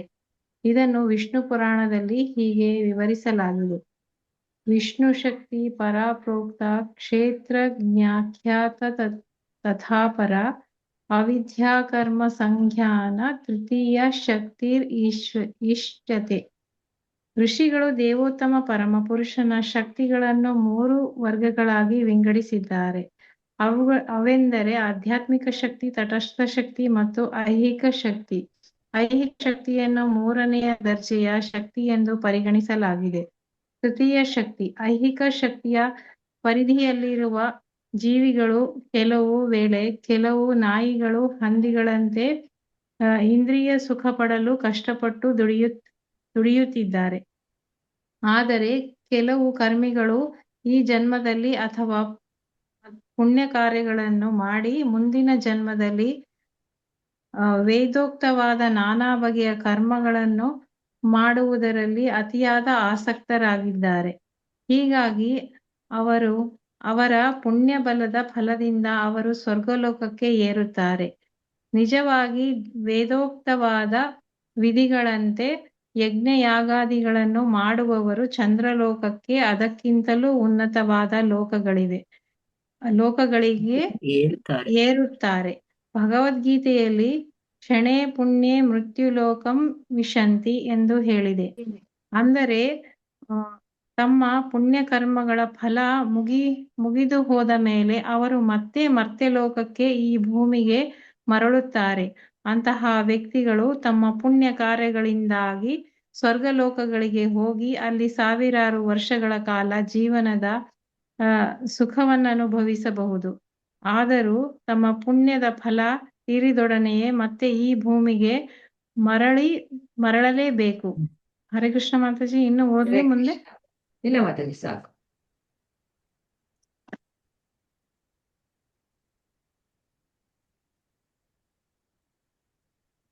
ಇಲ್ಲಿ ಶ್ಲೋಕ ಕೊಟ್ಟಿದ್ದಾರೆ ನೋಡಿ. ವಿಷ್ಣು ಶಕ್ತಿ ಪರ ಪ್ರೋಕ್ತ ಕ್ಷೇತ್ರ ಜ್ಞಾಖ್ಯಾತ ತಾಪರ ಅವಿದ್ಯಾ ಕರ್ಮ ಸಂಜ್ಞಾಯ ತೃತೀಯ ಶಕ್ತಿರಿಷ್ಯತೆ. ಸೊ ಭಗವಂತನಿಗೆ 3 ತರ ಶಕ್ತಿಗಳು. 3 ತರದಲ್ಲಿ ಯಾವ ಶಕ್ತಿ 3? ಅವು ಆಧ್ಯಾತ್ಮಿಕ ಶಕ್ತಿ, ತಟಸ್ಥ ಶಕ್ತಿ ಮತ್ತು ಐಹಿಕ ಶಕ್ತಿ. ಐಹಿಕ ಶಕ್ತಿ ಅಂದ್ರೆ ಜಡ ಶಕ್ತಿ. ಅಂದ್ರೆ ಇವಾಗ ನಾವು ಯಾವುದಕ್ಕೆ ಏನದು ಪ್ರಜ್ಞೆ ಇಲ್ವೋ ಅದೆಲ್ಲ ಜಡ ವಸ್ತು. ಇವಾಗ ನಮ್ ಸುತ್ತಮುತ್ತ ಇರೋ ಟೇಬಲ್ಲು ಎಲ್ಲ ಇದೆ ನೋಡಿ ವಸ್ತುಗಳು, ಇವೆಲ್ಲ ಆಕ್ಚುಲಿ ಜಡ ಶಕ್ತಿ. ಮತ್ತೆ ಆಧ್ಯಾತ್ಮಿಕ ಶಕ್ತಿ ಅಂದ್ರೆ ಯೋಗಮಾಯ. ಆಧ್ಯಾತ್ಮಿಕ ಜಗತ್ತಿನಲ್ಲಿ ಇರೋ ಶಕ್ತಿಗಳೆಲ್ಲ ಆಧ್ಯಾತ್ಮಿಕ ಶಕ್ತಿಗೆ ಸೇರಿದ್ದು. ಇವಾಗ 2 ಆ ಕಡೆನೂ ಇಲ್ಲ ಈ ಕಡೆ ಇಲ್ಲ. ತಟಸ್ಥ ಶಕ್ತಿ. ತಟ ಅಂದ್ರೆ ನದಿಯ ತಟ ಇರತ್ತೆ ನೋಡಿ, ಈ ಕಡೆ ನೀರು ಬರುತ್ತೆ ಒಂದೊಂದ್ಸಲಿ, ಅದ್ರ ಮೇಲೆ ಮರಳು ಬರುತ್ತೆ ಒಂದೊಂದ್ಸಲಿ. ಸೊ ನಾವು ಜೀವಿಗಳೇನಿದೀವಲ್ಲ, ನಾವು ಜೀವರಾಶಿಗಳು ತಟಸ್ಥ ಶಕ್ತಿ. ಯಾಕಂದ್ರೆ ನಾವು ಈ ಜಡ ಪ್ರಪಂಚಕ್ಕೂ ಬರ್ತೀವಿ, ಆಧ್ಯಾತ್ಮಿಕ ಪ್ರಪಂಚಕ್ಕೂ ಹೋಗ್ಬೋದು. ಸೊ 2 ಕಡೆ ಇರ್ಬೋದು ನಾವು. ಸೊ ನಮಗೆ ತಟಸ್ಥ ಶಕ್ತಿ ಅಂತ ಕೊಟ್ಟಿದ್ದಾರೆ. ಸೊ ಪ್ರಭುಪಾದರು ಏನ್ ಹೇಳ್ತಾರೆ ಅಂದ್ರೆ ಇಲ್ಲಿ ಅಟ್ ದ ಮೊಮೆಂಟ್, ಇವಾಗ ಈ ಪ್ರಸ್ತುತ ನಾವೆಲ್ಲರೂ ಯಾವುದೇ ಒಂದು ಕಾಮ್ಯ ಕರ್ಮವನ್ನು ಮಾಡುತ್ತಿದ್ದೀವಿ. ಕಾಮ್ಯ ಕರ್ಮ ಅಂದ್ರೆ ಏನು? ನಾವ್ ಏನೇ ಒಂದು ಕರ್ಮ ಮಾಡಿದ್ರೆ ನನಗೆ ಅದ್ರ ಫಲ ಬೇಕು. ನಾನು ಏನೋ ಒಂದು ಕಾಮ ಬಯಸಿ ನಾನು ಅದಕ್ಕೋಸ್ಕರನೇ ಆ ಕರ್ಮ ಮಾಡ್ತಾ ಇದ್ದೀನಿ. ಸೊ ಅದು ಕಾಮ್ಯ ಕರ್ಮ, ಫ್ರೂಟಿವ್ ಆಕ್ಟಿವಿಟಿ ಅಂತೀವಿ. ಏನಂತೀವಿ? ಫ್ರೂಟಿವ್ ಆಕ್ಟಿವಿಟಿ ಅಂತೀವಿ, ಕಾಮ್ಯ ಕರ್ಮ. ಓಕೆ. ಸೊ ಈ ಕಾಮ್ಯ ಕರ್ಮ ಮಾಡೋದ್ರಲ್ಲಿ 2 ತರ. ಒಂದು ತರ ವ್ಯಕ್ತಿ ಯಾರು? ನಾಸ್ತಿಕರು. ನಾಸ್ತಿಕರಂದ್ರೆ ಯಾರು ಇಲ್ಲ, ಭಗವಂತ ಇಲ್ಲ, ಏನಿಲ್ಲ. ಆ ನಾನು ನನ್ನ ಕೆಲಸ ಮಾಡ್ತೀನಿ, ನಾನ್ ಮಾಡ್ತಿರೋ ಕೆಲಸದಿಂದ ನನಗೆ ನಾನ್ ದುಡಿತಾ ಇದ್ದೀನಿ, ನಾನು ಅದನ್ನ ನನ್ನ ಏನದು ಇಷ್ಟ ಪ್ರಕಾರ ನನ್ನ ಇಂದ್ರಿಯ ತೃಪ್ತಿಗೆ ನಾನು ಉಪಯೋಗಿಸ್ಕೊಳ್ತಾ ಇದ್ದೀನಿ. ಈ ತರ ಇದ್ರಲ್ಲಿ ಏನ್ ತಪ್ಪಿದೆ? ನಾಸ್ತಿಕರು ಇರ್ತಾರೆ, ಬರೀ ಕರ್ಮ ಮಾಡ್ತೀನಿ ನಾನು, ಅದರ ದುಡಿತೀನಿ, ಅನುಭವಿಸ್ತೀನಿ. ಸೊ ಅವರಿಗೆ ಈ ದೇಹ ಬಿಟ್ಟು ಇದಕ್ಕಿಂತ ಮೇಲೆ ಈ ಪ್ರಪಂಚ ನಾನು ಬಿಟ್ರೆ ನನಗಿಂತ ಉತ್ತಮ ಯಾರು ಇಲ್ಲ, ನಾನ್ ಮಾಡ್ತಿರೋದ್ರಿಂದ ನನಗೆ ನಾನ್ ಬದುಕ್ತಾ ಇದ್ದೀನಿ, ಯಾವ ಭಗವಂತನೂ ಇಲ್ಲ. ಅವ್ರು ಏನ್ ಯೋಚನೆ ಮಾಡಲ್ಲ ಅಂದ್ರೆ ನಾನು ಹೆಂಗ್ ಹುಟ್ಟಿದೆ, ನಾನು ಎಲ್ಲಿ ಹೋಗ್ತಾ ಇದ್ದೀನಿ, ಎಲ್ಲರೂ ಮರಣ ಆದ್ಮೇಲೆ ಎಲ್ಲಿ ಹೋಗ್ತಾರೆ, ನನ್ನ ವಶದಲ್ಲಿ ಏನಿದೆ, ನನ್ನ ವಶದಲ್ಲಿ ಏನೂ ಇಲ್ಲ. ಹೊತ್ತು ಅನ್ನ ಹಿಂಗ್ ಹಾಕೊಂಡ್ರೆ ಇಲ್ಲಿವರೆಗೂ ಗೊತ್ತಾಗತ್ತೆ, ಇದ್ರ ಕೆಳಗಡೆ ಇವಾಗ ದುಡಿಬೇಕಂದ್ರೆ ನಮ್ಮ ಕೆಳಗಡೆ ಏನಾಗ್ತಾ ಇದೆ ಅಂತ ಯಾರಿಗೂ ಗೊತ್ತಿಲ್ಲ, ಇವತ್ವರೆಗೂ ಸೈನ್ಸ್ ಗೊತ್ತಿಲ್ಲ ಏನಾಗ್ತಾ ಇದೆ ಅಂತ. ಸೊ ಇಲ್ಲದು ಜೀವನ ಎಷ್ಟೊಂದು ನಮಗೆ ನಮ್ಮ ಇರ್ತೇನೆ. ಕೈಯಲ್ಲಿ ಇಲ್ಲದೆ ಇರೋರು ಎಷ್ಟೊಂದಿದೆ. ಸೊ ಇವೆಲ್ಲ ಯೋಚನೆ ಮಾಡಲ್ಲ, ನನ್ನ ಕೆಲಸ ನಾನು ಮಾಡ್ತಾ ಇದ್ದೀನಿ, ಅದಕ್ಕೆ ನನಗೆ ಸಿಗ್ತಾ ಇದೆ, ನಾನ್ ಬದುಕ್ತಾ ಇದ್ದೀನಿ ಅಷ್ಟೇ. ಸೊ ಇದು ನಾಸ್ತಿಕತ್ವ. ಇದು ಯಾವ ಭಗವಂತ ಅಂದ್ರೆ ಯಾವುದೇ ತರ ಸುಪೀರಿಯರ್ ಪವರ್ನ ಅವರು ಅಂದ್ರೆ ಒಂದು ಶಕ್ತಿನ, ನಮ್ಮ ಮೇಲೆ ಇರೋ ಯಾವುದೇ ಒಂದು ಶಕ್ತಿನ ಅವರು ಗುರುತಿಸೋದಿಲ್ಲ. ಇದು ನಾಸ್ತಿಕತ್ವ. ಕರ್ಮಿಗಳಲ್ಲಿ ಇದು ಒಂದು. ನೆಕ್ಸ್ಟ್ ಯಾರು ಬರ್ತಾರೆ? ಕರ್ಮಕಾಂಡಿ ಅವರು ಯಾರು? ಕರ್ಮಕಾಂಡಿಯರು. ಅವ್ರಿಗೂ ಎಲ್ಲಾ ತರ ಬೇಕು, ಅಂದ್ರೆ ಎಲ್ಲಾ ತರ ಆಸೆಗಳು ಇರತ್ತೆ. ಕರ್ಮ ಅಂದ್ರೆ ಇವಾಗ ನನಗೆ, ಆದ್ರೆ ಅವರು ಭಗವಂತನನ್ನು ಗುರುತಿಸ್ತಾರೆ. ಆಸ್ತಿಕತ್ವ, ಭಗವಂತನ ಅಸ್ತಿತ್ವವನ್ನು ಅವರು ಗುರುತಿಸ್ತಾರೆ, ಮತ್ತೆ ಭಗವಂತನ ಉತ್ತಮವಾದ ಸ್ಥಾನವನ್ನು ಗುರುತಿಸ್ತಾರೆ. ಸೊ ಅವ್ರಿಗೆ ಬೇಕಾಗಿರೋದಿಕ್ಕೆಲ್ಲ ಭಗವಂತನ ಹತ್ರ ಹೋಗ್ತಾರೆ. ಇವಾಗ ನಾನು ಮನೆ ಕಟ್ಟಿದ್ದೀನಿ, ನಾನು ಮನೆಯಲ್ಲಿ ಚೆನ್ನಾಗಿ ಬಾಳ್ಬೇಕು ಅಂದ್ರೆ ನಾನೊಂದು ಗೃಹ ಪ್ರವೇಶ ಮಾಡ್ತೀನಿ. ನಾನು ಗೃಹ ಪ್ರವೇಶ ಮಾಡೋದ್ರಿಂದ ನಾನು ಇಲ್ಲಿ ಆ ಭಗವಂತನ ಕೃಪೆಯಿಂದ ನಾನು ಈ ಮನೆಯಲ್ಲಿ ಚೆನ್ನಾಗಿರ್ಬೇಕು. ಸೊ ಭಗವಂತನ ಗುರುತಿಸ್ತಾ ಇದ್ದಾರೆ ಅವರಲ್ಲಿ, ಭಗವಂತನ ಕೃಪೆನ ಪಡೆಯಬೇಕು ಅಂತ ಇದ್ದಾರೆ ಅವರು. ಸೊ ಆದ್ರೆ ಅವ್ರಿಗೆ ಬೇಕಾಗಿರೋದು ಇಂದ್ರಿಯ ತೃಪ್ತಿನೇ, ಕರ್ಮಕಾಂಡಿಯರು. ಓಕೆ, ಇವಾಗ ನನಗೆ ಸಪೋಸ್ ಜಾಬ್ ಇಲ್ಲ, ನಾನು ಭಗವಂತನ ಹತ್ರ ಹೋಗಿ ಭಗವಂತನಿಗೆ ಪ್ರಾರ್ಥನೆ ಮಾಡಿ ಏನೋ ಒಂದು ಪೂಜೆ ಅದು ಇದು ಮಾಡಿ ನನಗೆ ಜಾಬ್ ಸಿಗೋಂಗಾಯ್ತು. ಸೊ ಭಗವಂತನ ಗುರುತಿಸ್ತಾರೆ ಅವರು ಅಸ್ತಿತ್ವವನ್ನ, ಆದ್ರೆ ಅವ್ರಿಗೆ ಬೇಕಾಗಿರೋದು ಕರ್ಮನೇ. ಅಂದ್ರೆ ಏನದು? ಕರ್ಮ ಫಲದ ಮೇಲೆ ನಾನು ಕಾಮ್ಯ ಕರ್ಮ ಅಂದ್ರೆ ಆಯ್ತಾ? ಸೊ ಅದನ್ನೇ ಇಲ್ಲಿ ಹೇಳ್ತಿರೋದು.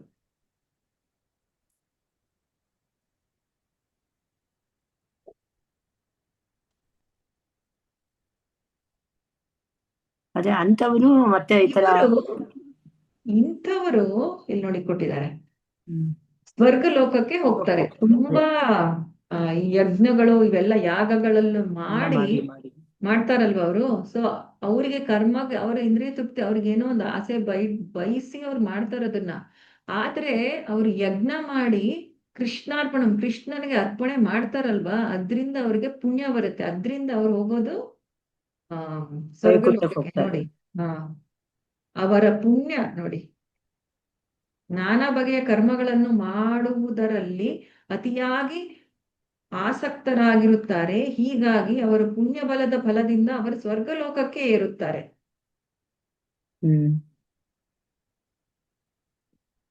ಮತ್ತೆ ನಿಜವಾಗಿ ವೇದೋಕ್ತವಾದ ವಿಧಿಗಳಿಗೆ ಯಜ್ಞ ಯಾಗಾದಿಗಳನ್ನು ಮಾಡುವವರು ಚಂದ್ರಲೋಕಕ್ಕೂ ಅದಕ್ಕಿಂತಲೂ ಉನ್ನತವಾದ ಲೋಕಗಳಿಗೂ ಏರುತ್ತಾರೆ. ನೋಡಿ, ಸೊ ಸ್ವರ್ಗದಲ್ಲಿ ಚಂದ್ರಲೋಕ ತುಂಬಾ ಉತ್ತಮವಾದ ಲೋಕ ಅಂತ ಬರೀತಾರೆ ಸುಮಾರು ಸಲಿ ಪ್ರಭುಪಾದರು. ಸೊ ಕೆಲವರು ಚಂದ್ರಲೋಕಕ್ಕೂ ಹೋಗ್ತಾರೆ, ಮತ್ತೆ ಚಂದ್ರಲೋಕಕ್ಕಿಂತ ಉತ್ತಮವಾದ ಲೋಕಗಳಿಗೂ ಹೋಗ್ತಾರೆ ಇವ್ರು.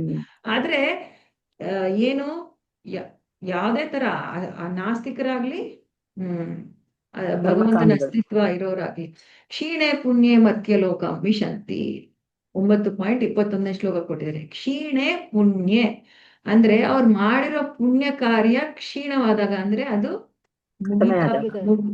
ಮುಗಿದ ಮೇಲೆ ಮುಗ್ದಾದ್ಮೇಲೆ ಅವ್ರಿಗೆ ಎಲ್ಲಿ ಮತ್ತೆ ಬರ್ಬೇಕು? ಭೂಮಿಗೆ ವಾಪಸ್ ಬರ್ತಾರೆ. ಮತ್ತೆ ಈ ಮರ್ತ್ಯಲೋಕಂ ಮರ್ತ್ಯಲೋಕಕ್ಕೆ ವಿಶಂತಿ. ಬರ್ತಾರೆ. ಎಸ್, ಮರ್ತ್ಯಲೋಕಂ ವಿಶಂತಿ, ಇದೇ ಲೋಕಕ್ಕೆ ಮತ್ತೆ ಬರ್ಬೇಕು ಅವ್ರು. ಹೀಗೆ ಕೆಳಗಡೆ ಬರ್ತಾರೆ. ಎಸ್. ಸೊ ಇವಾಗ ನಾನು ಯಾವ್ದೋ ಒಂದು ವೀಸಾ ಮೇಲೆ ಹೋಗ್ತೀನಿ ಅಮೆರಿಕಾಗೆ, ನನಗೆ 6 months ವೀಸಾ ಸಿಗತ್ತೆ, 6 ತಿಂಗಳಿಗೆ. 6 ತಿಂಗಳಾದ್ಮೇಲೆ ನಾನು ಆ ಜಾಗ ಬಿಟ್ಟು ಬರ್ಲೇಬೇಕು ವಾಪಸ್. ಬರ್ಲೇಬೇಕು. ಆತರ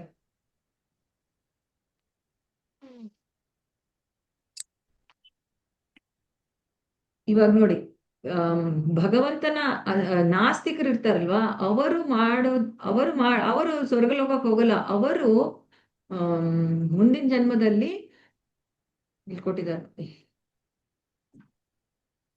ಮರಗಳು, ಆ ಪ್ರಾಣಿಗಳು, ಆತರ ಜೀವನ ತಗೋಬೇಕು. ಜನ್ಮದ ಈ ತರ. ಯಾರು ಯಜ್ಞ ಅಂದ್ರೆ ವೇದೋಕ್ತವಾಗಿ ಪೂಜೆಗಳು ಎಲ್ಲ ಮಾಡಿ ಭಗವಂತನ ಸೇವೆ, ಇದು ಭಗವಂತನ ಅಸ್ತಿತ್ವವನ್ನು ಗುರುತಿಸಿ ಮಾಡ್ತಾರೋ ಅವ್ರಿಗೆ ಸ್ವರ್ಗಲೋಕ ತುಂಬಾ ಮಾಡಿದಾಗ, ಅದು ಸ್ವಲ್ಪ ಅಲ್ಲ, ತುಂಬಾ ಮಾಡಿದಾಗ ಅವರಿಗೆ ಸ್ವರ್ಗಲೋಕದಲ್ಲಿ ಸ್ಥಾನ ಸಿಗುತ್ತೆ, ಅಂದ್ರೆ ಮುಂದಿನ ಜನ್ಮದಲ್ಲಿ. ಆದ್ರೆ ಇಬ್ರು ಮತ್ತೆ ವಾಪಸ್ ಇಲ್ಲೇ ಬರ್ಬೇಕು. ನಮ್ಮ ಕರ್ಮ ಮುಗಿತಾ ಮುಗಿತಾ ಮುಗಿತಾ, ನಮ್ಮ ಪಾಪಗಳು ಮುಗಿತಾ ಮುಗಿತಾ ಮತ್ತೆ ಈ ಭೂಮಿ ಮೇಲೆ ನಾವು ಮನುಷ್ಯ ಜನ್ಮಕ್ಕೆ ಬರ್ತೀವಿ. ಮತ್ತೆ ಸೊ ಫಸ್ಟ್ ಇರೋದು ಯಾರು? ನಾಸ್ತಿಕರು, ನಾಸ್ತಿಕರು. ನೆಕ್ಸ್ಟ್ ಕರ್ಮಕಾಂಡಿಯರು, ಯಾರು ಭಗವಂತನ ಅಸ್ತಿತ್ವವನ್ನು ಗುರುತಿಸ್ತಾರೋ. ಈ ಕೊಟ್ಟಿರೋದು ಪ್ರಭುಪಾದ. ಮುಂದೆ ಭಾವಾರ್ಥ ಓದ್ಲಾ ಮಾತಾಜಿ? ಓದಿ ಮಾತಾಜಿ. ಇದೇ ಎಲ್ಲ ಕರ್ಮಿಗಳ, ಪುಣ್ಯ ಮಾಡಿದವರು ಮತ್ತು ಪಾಪ ಮಾಡಿದವರ ಹಣೆ ಬರಹ. ಈ ಲೋಕದಲ್ಲಿ ಕೈಗಾರಿಕೋದ್ಯಮಿಗಳು, ರಾಜಕಾರಣಿಗಳು ಮತ್ತಿತರು ಕೇವಲ ಐಹಿಕ ಸುಖಾನುಭವದಲ್ಲಿ ಆಸಕ್ತರಾಗಿರುವುದನ್ನು ನಾವು ಕಾಣುತ್ತೇವೆ. ಅವರು ಎಲ್ಲ ರೀತಿಯಲ್ಲೂ, ಅದು ಒಳ್ಳೆಯ ಮಾರ್ಗವಾಗಲಿ ಕೆಟ್ಟದಾಗಲಿ, ದುಡ್ಡು ಸಂಪಾದನೆ ಮಾಡಲು ನೋಡುತ್ತಾರೆ. ಅಂತಹ ಜನರನ್ನು ಕರ್ಮಿಗಳು ಅಥವಾ ಪಕ್ಕಾ ವಿಷಯಾಸಕ್ತರು ಎಂದು ಕರೆಯುತ್ತಾರೆ. ಕರ್ಮಿಗಳಲ್ಲಿ ಕೆಲವರು ವಿಕರ್ಮಿಗಳಿದ್ದಾರೆ, ಅಂದರೆ ವೇದೋಕ್ತವಾದ ರೀತಿಯಲ್ಲಿ ನಡೆಯದವರು ಇದ್ದಾರೆ. ವೇದಗಳಲ್ಲಿ ಹೇಳಿರುವಂತೆ ನಡೆಯುವವರು ಭಗವಂತನ ಪ್ರೀತ್ಯರ್ಥವಾಗಿ ಯಜ್ಞಯಾದಿಗಳನ್ನು ಮಾಡಿ ಅವನಿಂದ ವರ ಪಡೆಯಲು ಪ್ರಯತ್ನಿಸುತ್ತಾರೆ. ಈ ರೀತಿಯಲ್ಲಿ ಅವರು ಊರ್ಧ್ವ ಲೋಕಗಳಿಗೆ ಏರುತ್ತಾರೆ. ಅಂತಹ ಕರ್ಮಿಗಳು ವಿಕರ್ಮಿಗಳಿಗಿಂತ ಉತ್ತಮ, ಏಕೆಂದರೆ ಅವರು ವೇದಗಳ ವಿಧಿಗಳಿಗೆ ನಿಷ್ಠರಾಗಿರುತ್ತಾರೆ ಮತ್ತು ಕೃಷ್ಣನಿಗೆ ಖಂಡಿತ ಪ್ರಿಯರಾಗಿರುತ್ತಾರೆ. ಗೀತೆಯಲ್ಲಿ 4.11 ಶ್ರೀಕೃಷ್ಣನು ಹೀಗೆ ಹೇಳುತ್ತಾನೆ: ಯೇ ಯಯಾ ಮಾಂ ಪ್ರಪದ್ಯಂತೆ ತಾಂ ತಥೈವ ಭಜಾಮಿ ಅಹಂ. ಯಾರು ನನಗೆ ಹೇಗೆ ಶರಣಾಗುವರೋ ಅವರವರಿಗೆ ನಾನು ಹಾಗೆ ಪುರಸ್ಕರಿಸುವೆ.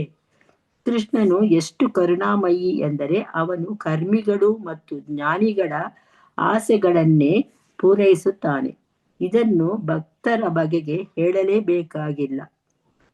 ಕರ್ಮಿಗಳು ಕೆಲವು ವೇಳೆ ಊರ್ಧ್ವ ಲೋಕಗಳಿಗೆ ಏರಿದರೂ ಅವರು ಕಾಮ್ಯ ಕರ್ಮಗಳಿಗೆ ಅಂಟಿಕೊಂಡಿರುವವರೆಗೆ ಮರಣಾನಂತರ ಹೊಸ ಭೌತ ದೇಹಗಳನ್ನು ಸ್ವೀಕರಿಸುತ್ತಲೇ ಇರಬೇಕು. ಓದ್ಲ ಮಾತಾಜಿ ಮುಂದೆ? ಆ ಶ್ಲೋಕ ಬಂತ ಇವಾಗ? ಮಾತಾಜಿ, ಬೇರೆಯವರು ಓದ್ಲಿ ಮಾತಾಜಿ. ಇಲ್ಲ ಇರಿ ಮಾತಾಜಿ, ಇದೊಂದು ಸ್ವಲ್ಪ ಹೇಳ್ಬಿಟ್ಟು ಮುಂದೆ ಮಾಡ್ಬೇಕಂತ. ಇವಾಗ ಇಲ್ಲಿ ಏನ್ ಹೇಳ್ತಾ ಇದ್ದಾರೆ ಪ್ರಭುಪಾದರು? ಇವಾಗ ಕರ್ಮೀಸು ಕರ್ಮಕಾಂಡೀಸು ನಾವು ನೋಡಿರೋದು. ಆಕ್ಚುಲಿ ಕ್ಲಾಸಸ್ ಅಲ್ಲಿ ಒಂದೊಂದ್ಸಲಿ ಕರ್ಮಕಾಂಡೀಸ್ಗುನು ಕರ್ಮೀಸ್ ಅಂತಾನೆ ಹೇಳ್ತಾರೆ, ಅದು ಒಂದೊಂದ್ಸಲಿ ಆಗಾಗತ್ತೆ. ಸೊ ಬಟ್ ಇವಾಗ ಸದ್ಯಕ್ಕೆ ನಾವು ಕರ್ಮೀಸ್ ಅಲ್ಲಿ ವಿಕರ್ಮಿ ಅಂತ ತರ ಜನ ಇರ್ತಾರೆ. ಅವ್ರು ಯಾರು? ಅವರು ವಿಕರ್ಮಿ ಅಂದ್ರೆ ಏನು? ವೇದೋಕ್ತವಾದ ರೀತಿಯಲ್ಲದೆ ರೀತಿಯಲ್ಲಿ ನಡೆಯದವರು ಇದ್ದಾರೆ, ವಿಕರ್ಮಿಗಳಿದ್ದಾರೆ. ಅಂದರೆ ನೋಡಿ, ವೇದೋಕ್ತವಾದ ರೀತಿಯಲ್ಲಿ ನಡೆಯದವರು ಅಂದ್ರೆ ವೇದಗಳು ಧರ್ಮ ಪ್ರಕಾರ ಈ ಕೆಲಸ ಮಾಡ್ಬೋದು ಅಂತ ಹೇಳ್ತಾ ಇದೆ. ಸೊ ಆ ಕೆಲಸಗಳು ಅಲ್ಲದೆ ಮಾಡೋದನ್ನ, ವೇದ ಪ್ರಕಾರ ಆ ಕೆಲಸಗಳಿಗೆ ಅನುಮತಿ ಇಲ್ಲ, ಆ ಕೆಲಸ ಮಾಡೋರ್ನ ವಿಕರ್ಮಿಗಳು ಅಂತ. ವಿಕರ್ಮಿ. ಶಾಸ್ತ್ರಕ್ಕೆ ವಿರುದ್ಧವಾಗಿ ಮಾಡೋರ್ನ ಅದು ಹೌದು. ಈಶೋಪನಿಷತ್ತಲ್ಲೂ ಬಂದಿತ್ತು ಮಾತಾಜಿ. ಏನ್ ಮಾತಾಜಿ? ಕರ್ಮ ವಿಕರ್ಮ ಅಕರ್ಮ ಬಂದಿತ್ತಲ್ವಾ ಈಶೋಪನಿಷತ್ತಲ್ಲಿ, ಶಾಸ್ತ್ರಕ್ಕೆ ಹೌದು ವಿರುದ್ಧವಾಗಿ ಇದು. ಹೌದು ಹೌದು. ಸೊ ಇವರು ಕಂಪ್ಲೀಟ್ ಶಾಸ್ತ್ರಗಳ ವಿರುದ್ಧವಾಗಿ ವಿರುದ್ಧ ಮಾಡ್ತಾರೆ ಮಾಡುದು. ವಿಕರ್ಮಿ ಅಂದ್ರೆ.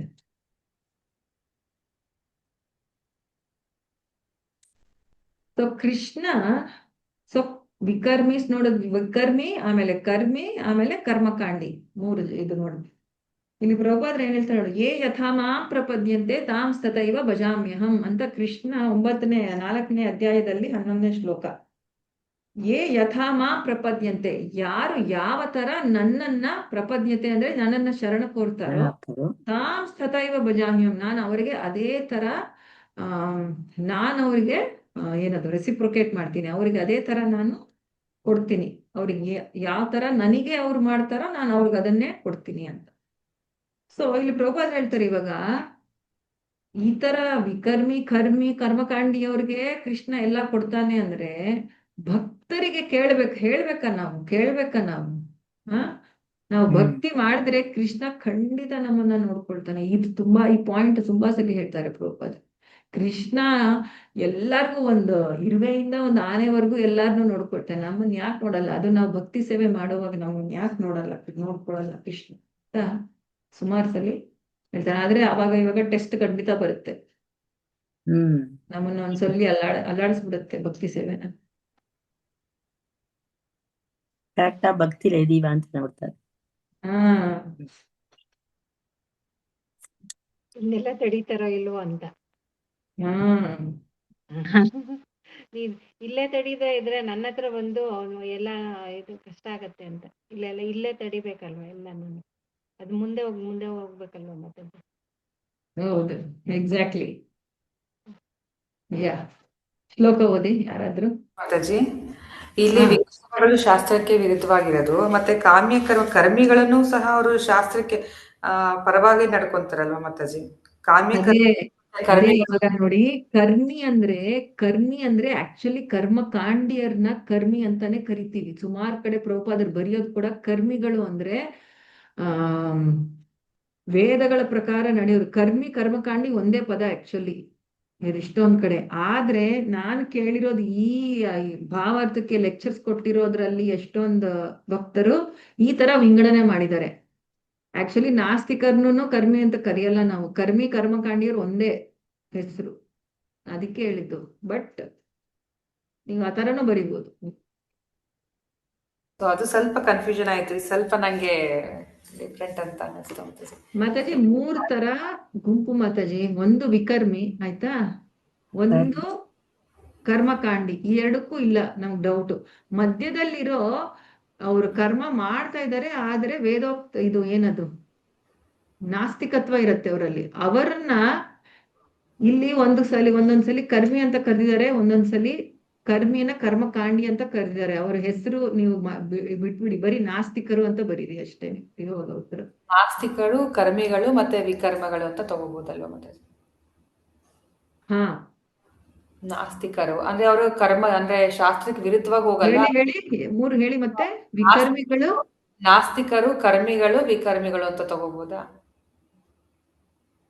ಸೊ ಕರ್ಮನು ಒಂದೇ ಆಗುತ್ತೆ, ವಿಕರ್ಮ ಬೇರೆ ಇದೆ. ಸೊ ಮತ್ತೆ ಹೇಳಿ ಮತ್ತೆ. ನಾಸ್ತಿಕರು ಫಸ್ಟ್ ನಾಸ್ತಿಕರು, ಕರ್ಮಿಗಳು ಅಂದ್ರೆ ಕಾಮ್ಯ ಕರ್ಮ ಮತ್ತೆ ವಿಕರ್ಮ ಮಾಡೋದು. ಸೊ ಆತರ ತಗೋಬಹುದಾ? ಇವಾಗ ಇಲ್ಲಿ ಕರೆಕ್ಟ್. ನಾಸ್ತಿಕರು ಕರ್ಮಿ ಅಂತ ಏನ್ ಹೇಳ್ತಾ ಇದ್ದೀರಲ್ವಾ, ಆ ಕರ್ಮಿಗೆ ಕರ್ಮಕಾಂಡಿಯರು ಅಂತ ಕೂಡ ಹೇಳ್ತಾರೆ. ಇವಾಗ ನಾವು 8ನೇ ಇದು ಓದ್ತೀವಿ ನೋಡಿ,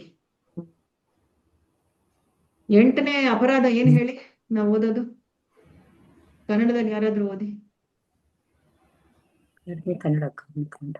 ಯಾರ ಹತ್ರ ಇದೆ 8ನೇ ಅಪರಾಧ ಕನ್ನಡದಲ್ಲಿ?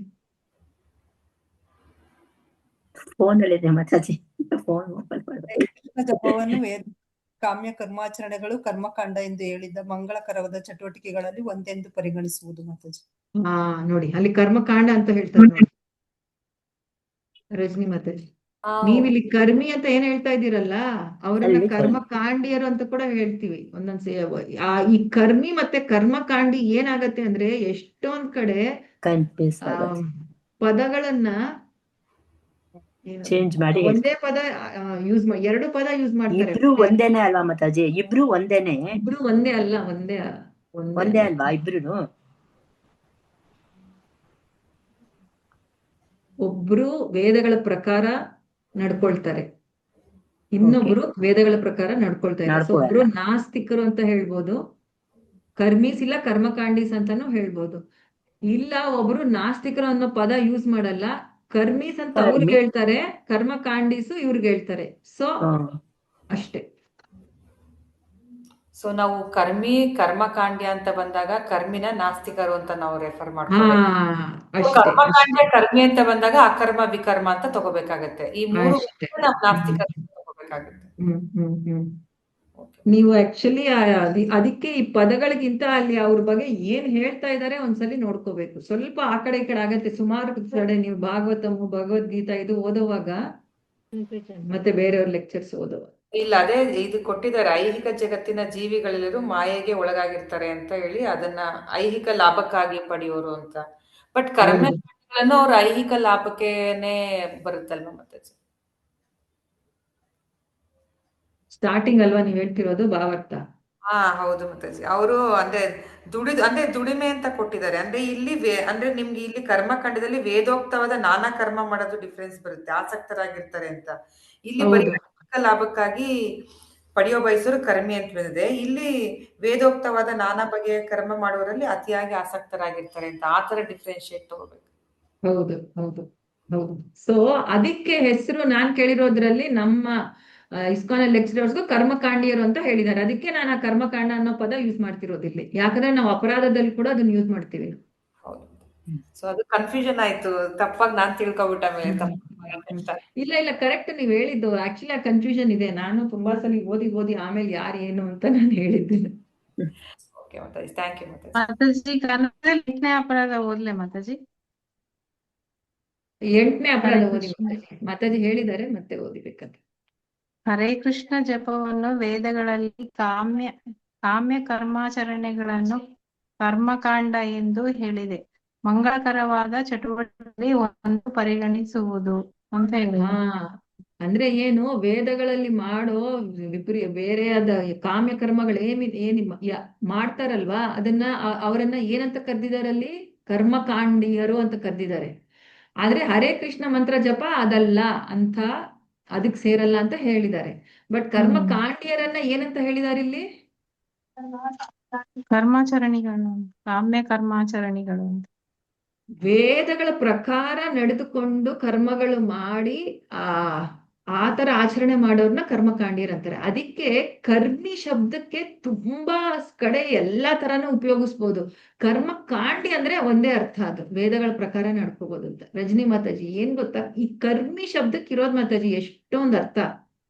ನೀವು ನಾಸ್ತಿಕರು ಕರ್ಮಕಾಂಡಿಯರು ಅಂದ್ರೆ ಅದಕ್ಕೆ ಇದಿಲ್ಲ ಏನದು.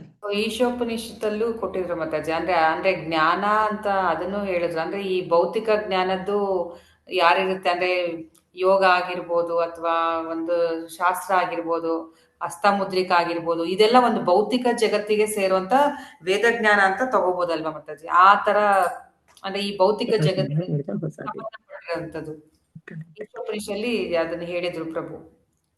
ಜ್ಞಾನದಲ್ಲಿ ಅಂದ್ರೆ ಐಹಿಕ ಜಗತ್ತಿಗೆ ಸಂಬಂಧಪಟ್ಟಿರುವಂತದ್ದು ವೇದಗಳಲ್ಲಿ. ಅವ್ರನ್ನ ಏನಂತ ಕರೀತಾರೆ ಹೇಳಿದ್ ನೀವು?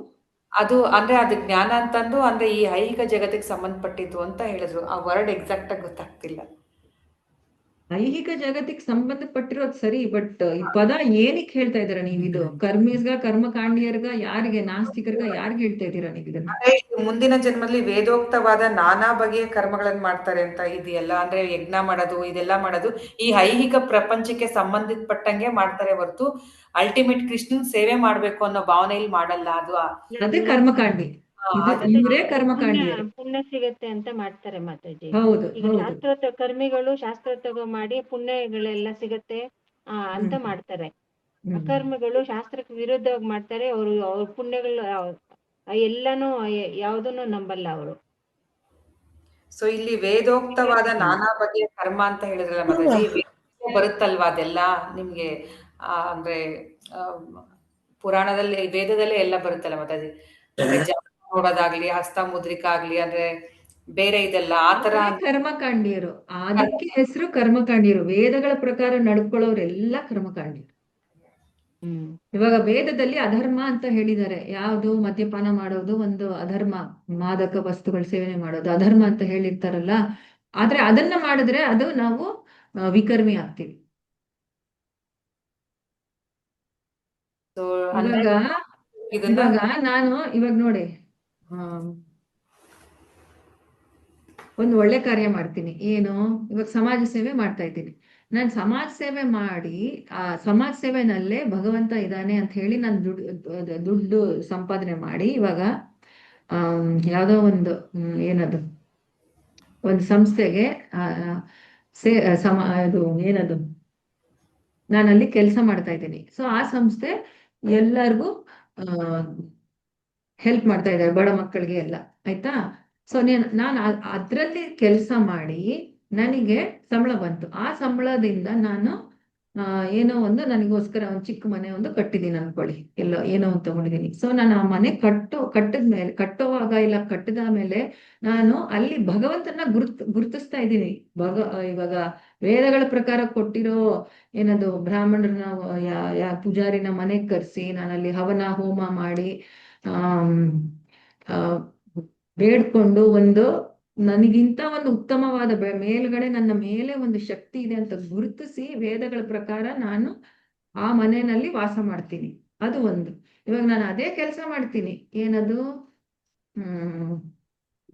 ಅದೇ ಸಮಾಜ ಸೇವೆ ಇರೋ ಕೇಂದ್ರದಲ್ಲಿ ನಾನು ಕೆಲಸ ಮಾಡ್ತೀನಿ. ಆದ್ರೆ ನನಗೆ ಭಗವಂತನ ಮೇಲೆ ಏನೋ ಒಂಚೂರು ಆಸಕ್ತಿ ಇಲ್ಲ. ನಾನು ಮನೆ ಕಟ್ತಾ ಇದ್ದೀನಿ. ಸೊ ಮೊದಲನೇ ಅವರು ಕರ್ಮಕಾಂಡಿಯರು. ಆಯ್ತಾ? ಎರಡನೇ ಇವಾಗ ಇದಕ್ಕಿಂತ ಮೊದ್ಲೇನಿದೆ ಅಲ್ವಾ, ಇದ್ರಲ್ಲಿ ನಾಸ್ತಿಕರು ಅಂತಾರೆ, ಒಂದೊಂದ್ಸಲಿ ಕರ್ಮೀಸು ಅಂತಾರೆ. ನಾನು ಕೆಲಸ ಮಾಡ್ತಿರೋದು ಅದು ಕಾರ್ಯ ಕರೆಕ್ಟೇ ಇರ್ಬೋದು, ಆದ್ರೆ ನನಗೆ ನನ್ನಲ್ಲಿರೋದು ನಾಸ್ತಿಕತ್ವ. ಇಲ್ಲಾಂದ್ರೆ ನನಗೆ ಬರೀ ಕಾಮದ ಆಸೆ ಇದೆ. ಆದ್ರೆ ನಾನು ಮಾಡ್ತಿರೋ ಕೆಲಸ ಏನೋ ಬೇರೆಯವ್ರಿಗೆ ಸೇವೆ ಮಾಡ್ತಿರೋದು, ಬಡವರಿಗೆ ದಾನ ಮಾಡ್ತಿರೋದು, ಏನೋ ಒಂದು ಮಾಡ್ತಿರ್ತೀನಿ. ಸೊ ಇದಕ್ಕೆ ಹೆಸರು ನಾಸ್ತಿಕ, ಇಲ್ಲಾಂದ್ರೆ ಕರ್ಮೀಸ್ ಅಂತಾರೆ. ಇವಾಗ ಈ ಕರ್ಮಿ ಅನ್ನೋ ಪದ ನಾಸ್ತಿಕರಿಗೂ ಒಳ್ಳೆ ಕೆಲಸ ಮಾಡೋರ್ಗೂ ಕರ್ಮಿ ಅಂತ ಪದ ಉಪಯೋಗಿಸ್ತಾರೆ. ಈ ಕರ್ಮಿ ಪದನೇ ಎಲ್ಲಾ ಕಡೆ ಅಲ್ಲಿ ಇಲ್ಲಿ ಉಪಯೋಗಿಸೋದು. ಈ ಕರ್ಮಕಾಂಡ ಮಾಡೋರ್ಗುನು ಕರ್ಮಿ ಅಂತ ಉಪಯೋಗಿಸ್ತಾರೆ ಸುಮಾರು ಕಡೆ. ಭಾಗವತಂ ಅಲ್ಲಿ ಪ್ರಭುಪಾದರು ಕರ್ಮಿ ಅಂತ ಶಬ್ದ ಈ ಕರ್ಮಕಾಂಡಿಯರ್ಗುನು ಉಪಯೋಗ ಮಾಡಿದ್ದಾರೆ. ವಿಕರ್ಮಿ ಅಂತೂ ಬಿಡಿ, ವಿಕರ್ಮಿ ಅವರು ತಪ್ಪು ಕೆಲಸನೇ ಮಾಡ್ತಿರೋದು. ಓಕೆ ಮಾತಾಜಿ, ಅಂದ್ರೆ ಡಿಪೆಂಡಿಂಗ್ ಅಂದ್ರೆ ಯಾವ ಕಾಂಟೆಕ್ಸ್ಟ್ ಅಲ್ಲಿ ಏನ್ ಹೇಳ್ತಾರೆ ಅಂತ ನೋಡಿ ನಾವು ಅರ್ಥ ಮಾಡ್ಕೋಬೇಕಾಗತ್ತೆ. ಈಗ ಬ್ರಹ್ಮನ್ ಹೇಳ್ತಾರಲ್ವಾ, ಹಲವಾರು ಕಡೆ ಒಂದೊಂದ್ ತರ ಅರ್ಥ ಬರುತ್ತೆ. ಯಾವ್ದು ಇದ್ರ ಮೇಲೆ ಹೇಳ್ತಾರೆ ನಾವು ಅದನ್ನ ಅರ್ಥ ಮಾಡ್ಕೋಬೇಕಾಗತ್ತೆ. ಹೌದು. ಬಟ್ ಜಾಸ್ತಿ ಬರೋದು ಕರ್ಮಿ ಅನ್ನೋ ಪದ ಯೂಸ್ ಮಾಡೋದು ಪ್ರಭುಪಾದರು ಭಾಗವತಂ ಅಲ್ಲಿ ಇಲ್ಲ ಭಗವದ್ಗೀತಾನಲ್ಲಿ ಸುಮಾರು ಕಡೆ ಬರೋದು ಕರ್ಮ ಕಾಂಡಿಯರಿಗೆ ಕರ್ಮಿ ಅಂತ ಪದಾನೇ ಯೂಸ್ ಮಾಡ್ತಾರೋ. ಆದ್ರೆ ಈ ಪುಸ್ತಕದಲ್ಲಿ ಮಾತ್ರ ಉಪದೇಶಾಮೃತ ಮಾತ್ರ ಬೇರೆ ತರ ಇದೆ. ಅದಕ್ಕೆ ನಿಮ್ಗೆ ಅಷ್ಟು ಕನ್ಫ್ಯೂಸ್ ಆಗ್ತಿರೋದು. ನನಗೂ ಎಷ್ಟು ಸಲ ಓದಿ ನಾನು ಅದನ್ನ ಮಾಡಿ ನಾನು ಹೇಳ್ತಾ ಇರೋದು ಅದಕ್ಕೆ ಇದು. ಸೊ ನೆಕ್ಸ್ಟ್ ನಾವೆಲ್ಲಾದ್ರೂ ಇದು ಓದಿದ್ರೆ ನಮ್ಗೆ ಯಾವ್ದು ಅಂತ ಅರ್ಥ ಆಗತ್ತೆ ಮಾತಾಜಿ ನೆಕ್ಸ್ಟ್. ಇಲ್ಲಾಂದ್ರೆ ಮತ್ತೆ ಕನ್ಫ್ಯೂಷನ್ ಇರ್ತಿತ್ತು. ಈ ಪದ, ಈ ಕರ್ಮಿ ಅನ್ನೋ ಪದಕ್ಕೆ ಕರ್ಮಕಾಂಡಿಯರ್ಗೆ ನಾಸ್ತಿಕರಿಗೆ ಎಲ್ಲದಕ್ಕೂ ಈ ಕರ್ಮಿ ಅನ್ನೋ ಪದ ಉಪಯೋಗಿಸ್ತಾರೆ. ಸೊ ಅದು ನಾವು ಏನದು ಜ್ಞಾಪಕ ಇಟ್ಕೋ. ಓಕೆ ಮಾತಾಜಿ. ಓಕೆ, ಎಷ್ಟು ಟೈಮ್? ಸೊ ಇಲ್ಲಿ ನೆಕ್ಸ್ಟ್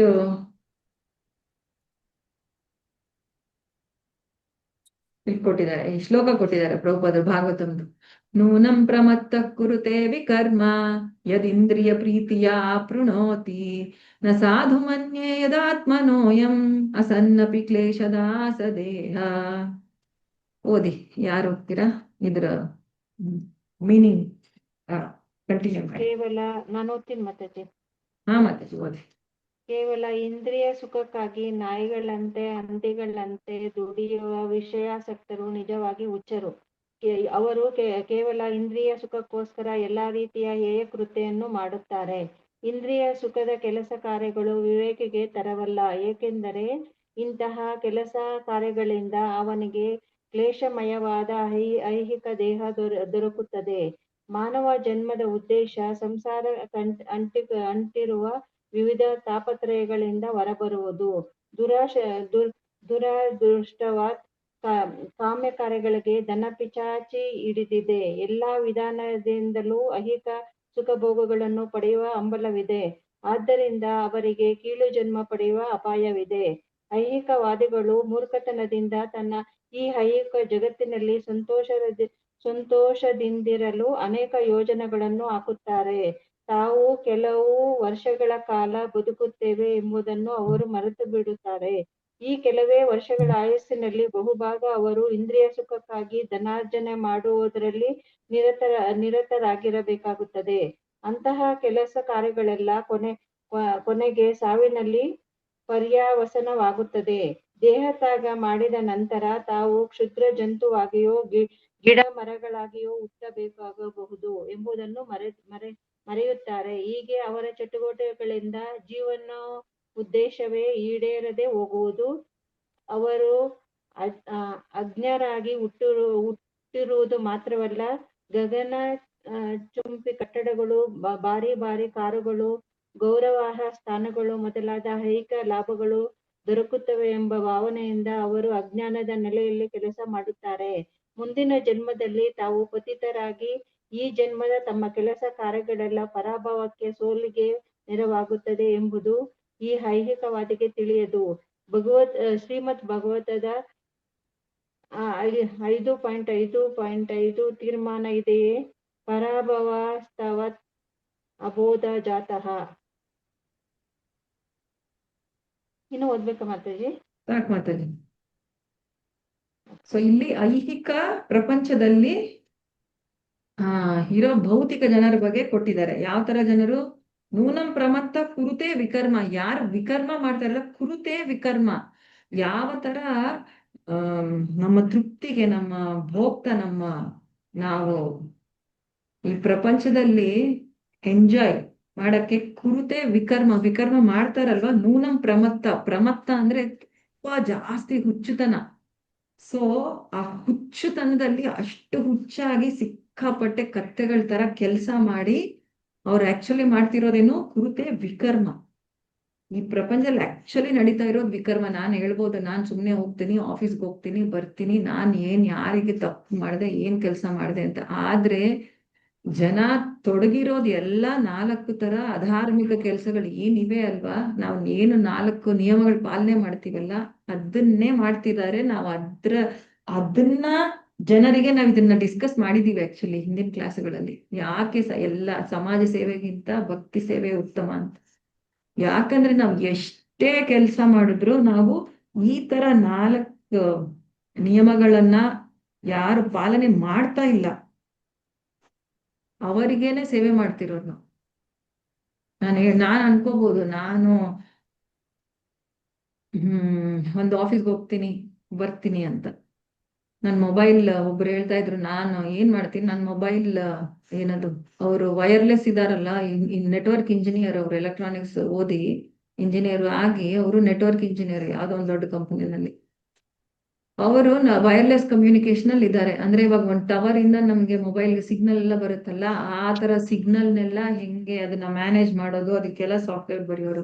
ನಾನೇನ್ ತಪ್ಪು ಮಾಡಿದೆ ಅಂತಾರೋ? ನಾನ್ ಕೆಲಸ ಮಾಡ್ತೀನಿ, ಹೋಗ್ತೀನಿ, ಬರ್ತೀನಿ ಅಲ್ಲ. ಬಟ್ ಅವ್ರು ಮಾಡ್ತಿರೋ ಕೆಲಸದಿಂದ ಎಂಥ ಜನ ಅದರಿಂದ ಪ್ರಯೋಗ ತಗೊಳ್ತಿದ್ದಾರೆ. ಇವಾಗ ಮೊಬೈಲ್ ಇಲ್ಲ ಯಾವುದೇ ತರ ಇದ್ರಲ್ಲಿ 95% ಜಾಸ್ತಿ ಕೆಟ್ಟದಕ್ಕೆ ಯೂಸ್ ಮಾಡ್ತಾ ಇದ್ದಾರೆ. ಕೆಟ್ಟದನ್ನ ನೋಡೋದಕ್ಕೆ ಇವತ್ತು ಮಕ್ಕಳಾಗ್ಲಿ ದೊಡ್ಡವರಾಗ್ಲಿ. ಸೊ ನಾನ್ ಆತರ ಅನ್ಕೋಬಹುದು, ಬಟ್ ಫೈನಲಿ ಕೆಲಸಗಳು ನಡೀತಿರೋದು ವಿಕರ್ಮ, ಹುಚ್ಚಿನಲ್ಲಿ ಅಂತ ಇದ್ರಲ್ಲಿ ಬರುತ್ತೆ ನೋಡಿ.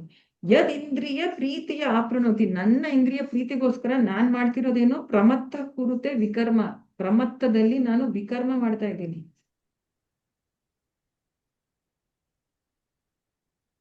ಅದಕ್ಕೆ ನ ಸಾಧು ಮನ್ಯೆ ಯಥಾತ್ಮನೋಯಂ ಯಥಾತ್ಮನೋಯಂ ನ ಸಾಧು ಮನ್ಯೆ, ನನಗೆ ಆ ತಿಳುವಳಿಕೆನೇ ಇಲ್ಲ. ಯಥಾತ್ಮನೋಯಂ, ನಾನು ಆತ್ಮನೋ ಇದೇ ಇಲ್ಲ. ಅಸನ್ನಪಿ ಕ್ಲೇಶ ದಾಶ ದೇಹ, ಅದಕ್ಕೆ ಕ್ಲೇಶ, ಕ್ಲೇಶದಲ್ಲಿ ನಾನು ಐಹಿಕ ದೇಹ ಮತ್ತೆ ಮತ್ತೆ ದೊರಕ್ತಾ ಇದೆ. ಈ ನಾನ್ ಮಾಡ್ತಿರೋ ಕೆಲ್ಸದಿಂದ ನನ್ಗೆ ಮತ್ತೆ ಮತ್ತೆ ಮತ್ತೆ ಐಹಿಕ ದೇಹ ದೊರಕುತ್ತಾ ಇದೆ ಅಂತ ಇಲ್ಲಿ ಕೊಟ್ಟಿದ್ದಾರೆ.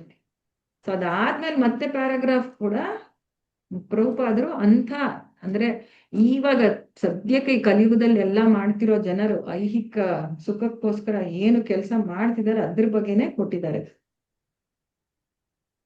ನಾನು ಚೆನ್ನಾಗಿ ಪ್ಲಾನ್ ಹಾಕಿ ನಾನು ಒಳ್ಳೆ ಕೆಲಸ ಮಾಡಿ ನಾನು ಇರ್ತೀನಿ ಅನ್ನೋದು ನೋಡಿ ಯಾವ ತರ ಕೊಡಿ. ನಾನು ಎಷ್ಟು ವರ್ಷ ಇಲ್ಲಿ ಇರ್ತೀನಿ ಏನು ಯೋಚನೆ ಮಾಡಲ್ಲ. ಬರೀ ಒಂದೇ, ನಾನು ಕೆಲಸ ಮಾಡಿ ನನಗೆ ದುಡ್ಡು ಬರ್ಬೇಕು, ನಾನು ಆ ದುಡ್ಡಿಂದ ನಾನು ತಗೊಂಡು ಇಂದ್ರಿಯ ತೃಪ್ತಿ ಎಂಜಾಯ್ ಮಾಡ್ಬೇಕು ಅಷ್ಟೇ. ಅದು ಒಂದೇ ತಲೆನಲ್ಲಿರೋದು. ಅದಕ್ಕೆ ಪರಾಭವ, ಸೋಲಿಗೆ ಅಂದ್ರೆ ಫೈನಲ್ಲಿ ಅವರು ಸೋತೋಗ್ತಾರೆ ಅಂತ ಬರೀತಾರೆ ಪ್ರಭುಪಾದ. ಪರಾಭವಸ್ತಾವದ ಅಬೋಧ ಜಾತ, ಅವರು ಖಂಡಿತ ಸೋಲ್ಬೇಕು. ಇವೆಲ್ಲ ಪ್ರಹ್ಲಾದ್ ಮಹಾರಾಜರ ಪ್ರಾರ್ಥನೆಗಳಿಂದ ತೆಗೆದು ಕೊಟ್ಟಿದ್ದಾರೆ ಅಷ್ಟು.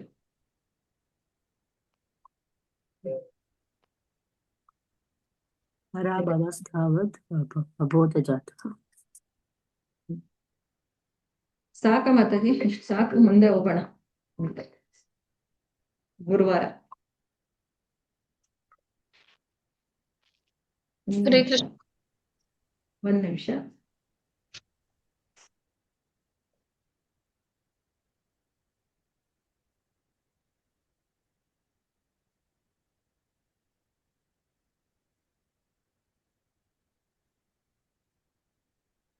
S Mataji, yes. ಹರೇ ಕೃಷ್ಣ ಮಾತಾಜಿ, ಇಲ್ಲಿ 3 ಭಗವಂತನ ಶಕ್ತಿಗಳು ಡಿವೈಡ್ ಆಗ್ತಾರಲ್ಲ ಮಾತಾಜಿ, ಆಧ್ಯಾತ್ಮಿಕ, ಮಾತಾಜಿ ತಟಸ್ಥ, ಒಂದ್ ನಿಮಿಷ ನಾನು ಬರ್ತೀನಿ ಕ್ಲಾಸ್ಗೆ. I am coming out.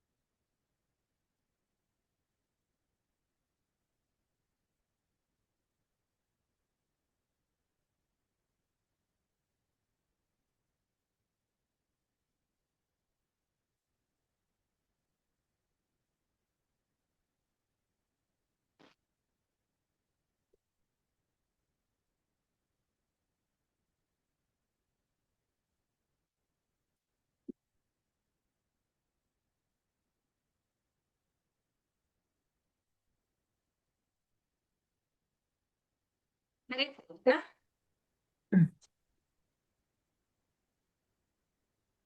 Yeah Hare Krishna Mataji. ಎಲ್ಲಿದ್ವಿ?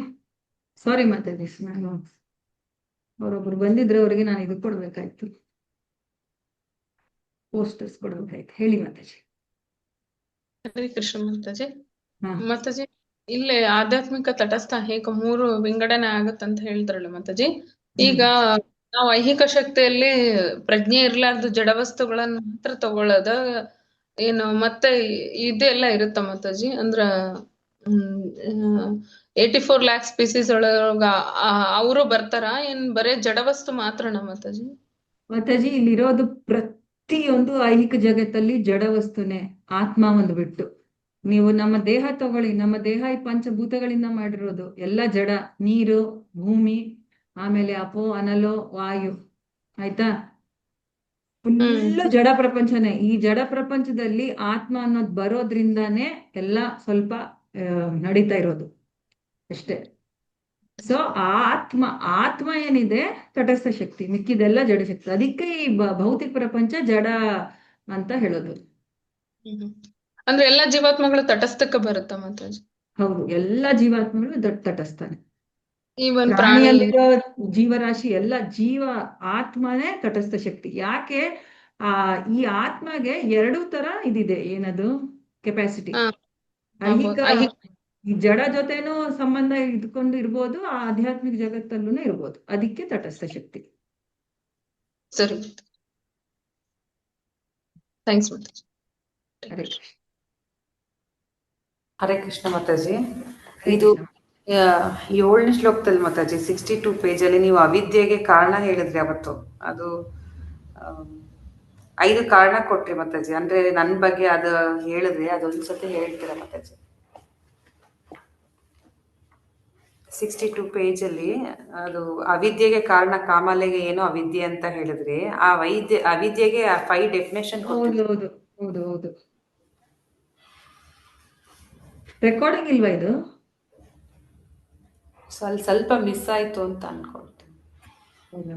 Order wise ಇದು ಕೊಟ್ಟಾಗ ಬರ್ಕೊಂಡ್ರೆ ಅದು ಜ್ಞಾಪಕ ಇರುತ್ತೆ ಮಾತಾಜಿ.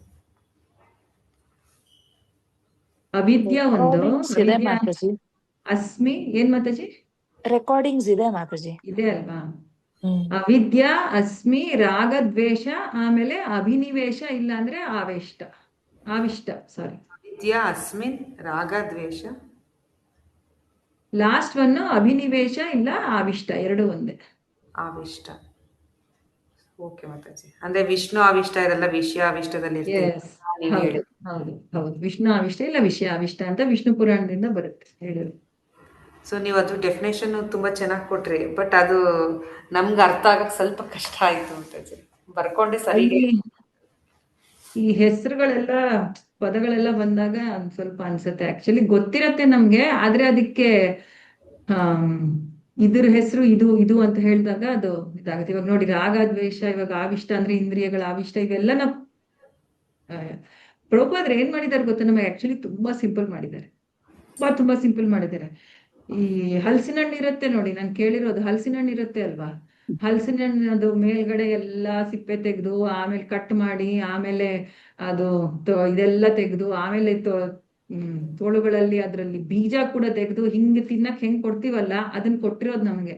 ನೀವು ಬರೀ ನಮ್ಮ ವೈಷ್ಣವ ಸಾಂಗ್ಸ್ ಇಲ್ಲ ದಾಮೋದರ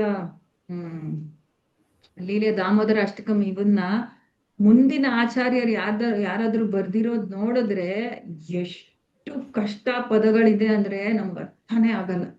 ನಾನು ಟ್ರೈ ಮಾಡಿದೀನಿ ಒಂದೊಂದ್ಸಲಿ ಓದಕ್ಕೆ, ನಮ್ಗೆ ಅವರು ಬರ್ದಿರೋ ಅರ್ಥ ಇದಾಗಲ್ಲ. ಇದ್ರಲ್ಲೇ ನೋಡಿ, ಕೆ ಸಾಂಗ್ಸ್ ಅಲ್ಲಿ ಇದ್ರಲ್ಲಿ ಬೇರೆ ವೈಷ್ಣವ ಆಚಾರ್ಯರು ಬರ್ದಿರೋ ಅರ್ಥ ಕೊಟ್ಟಿದ್ದಾರೆ. ದಾಮೋದರ ಅಷ್ಟಕಂ ಇಲ್ಲ ಭಜಹು ರೇಮನ, ಈ ಸಾಂಗ್ಸ್ಗೆಲ್ಲ ಭಕ್ತಿ ವಿನೋದ್ ಠಾಕೂರ್ ಅವರು, ಏನು ಅರ್ಥ ಆಗಲ್ಲ ನಮ್ಗೆ.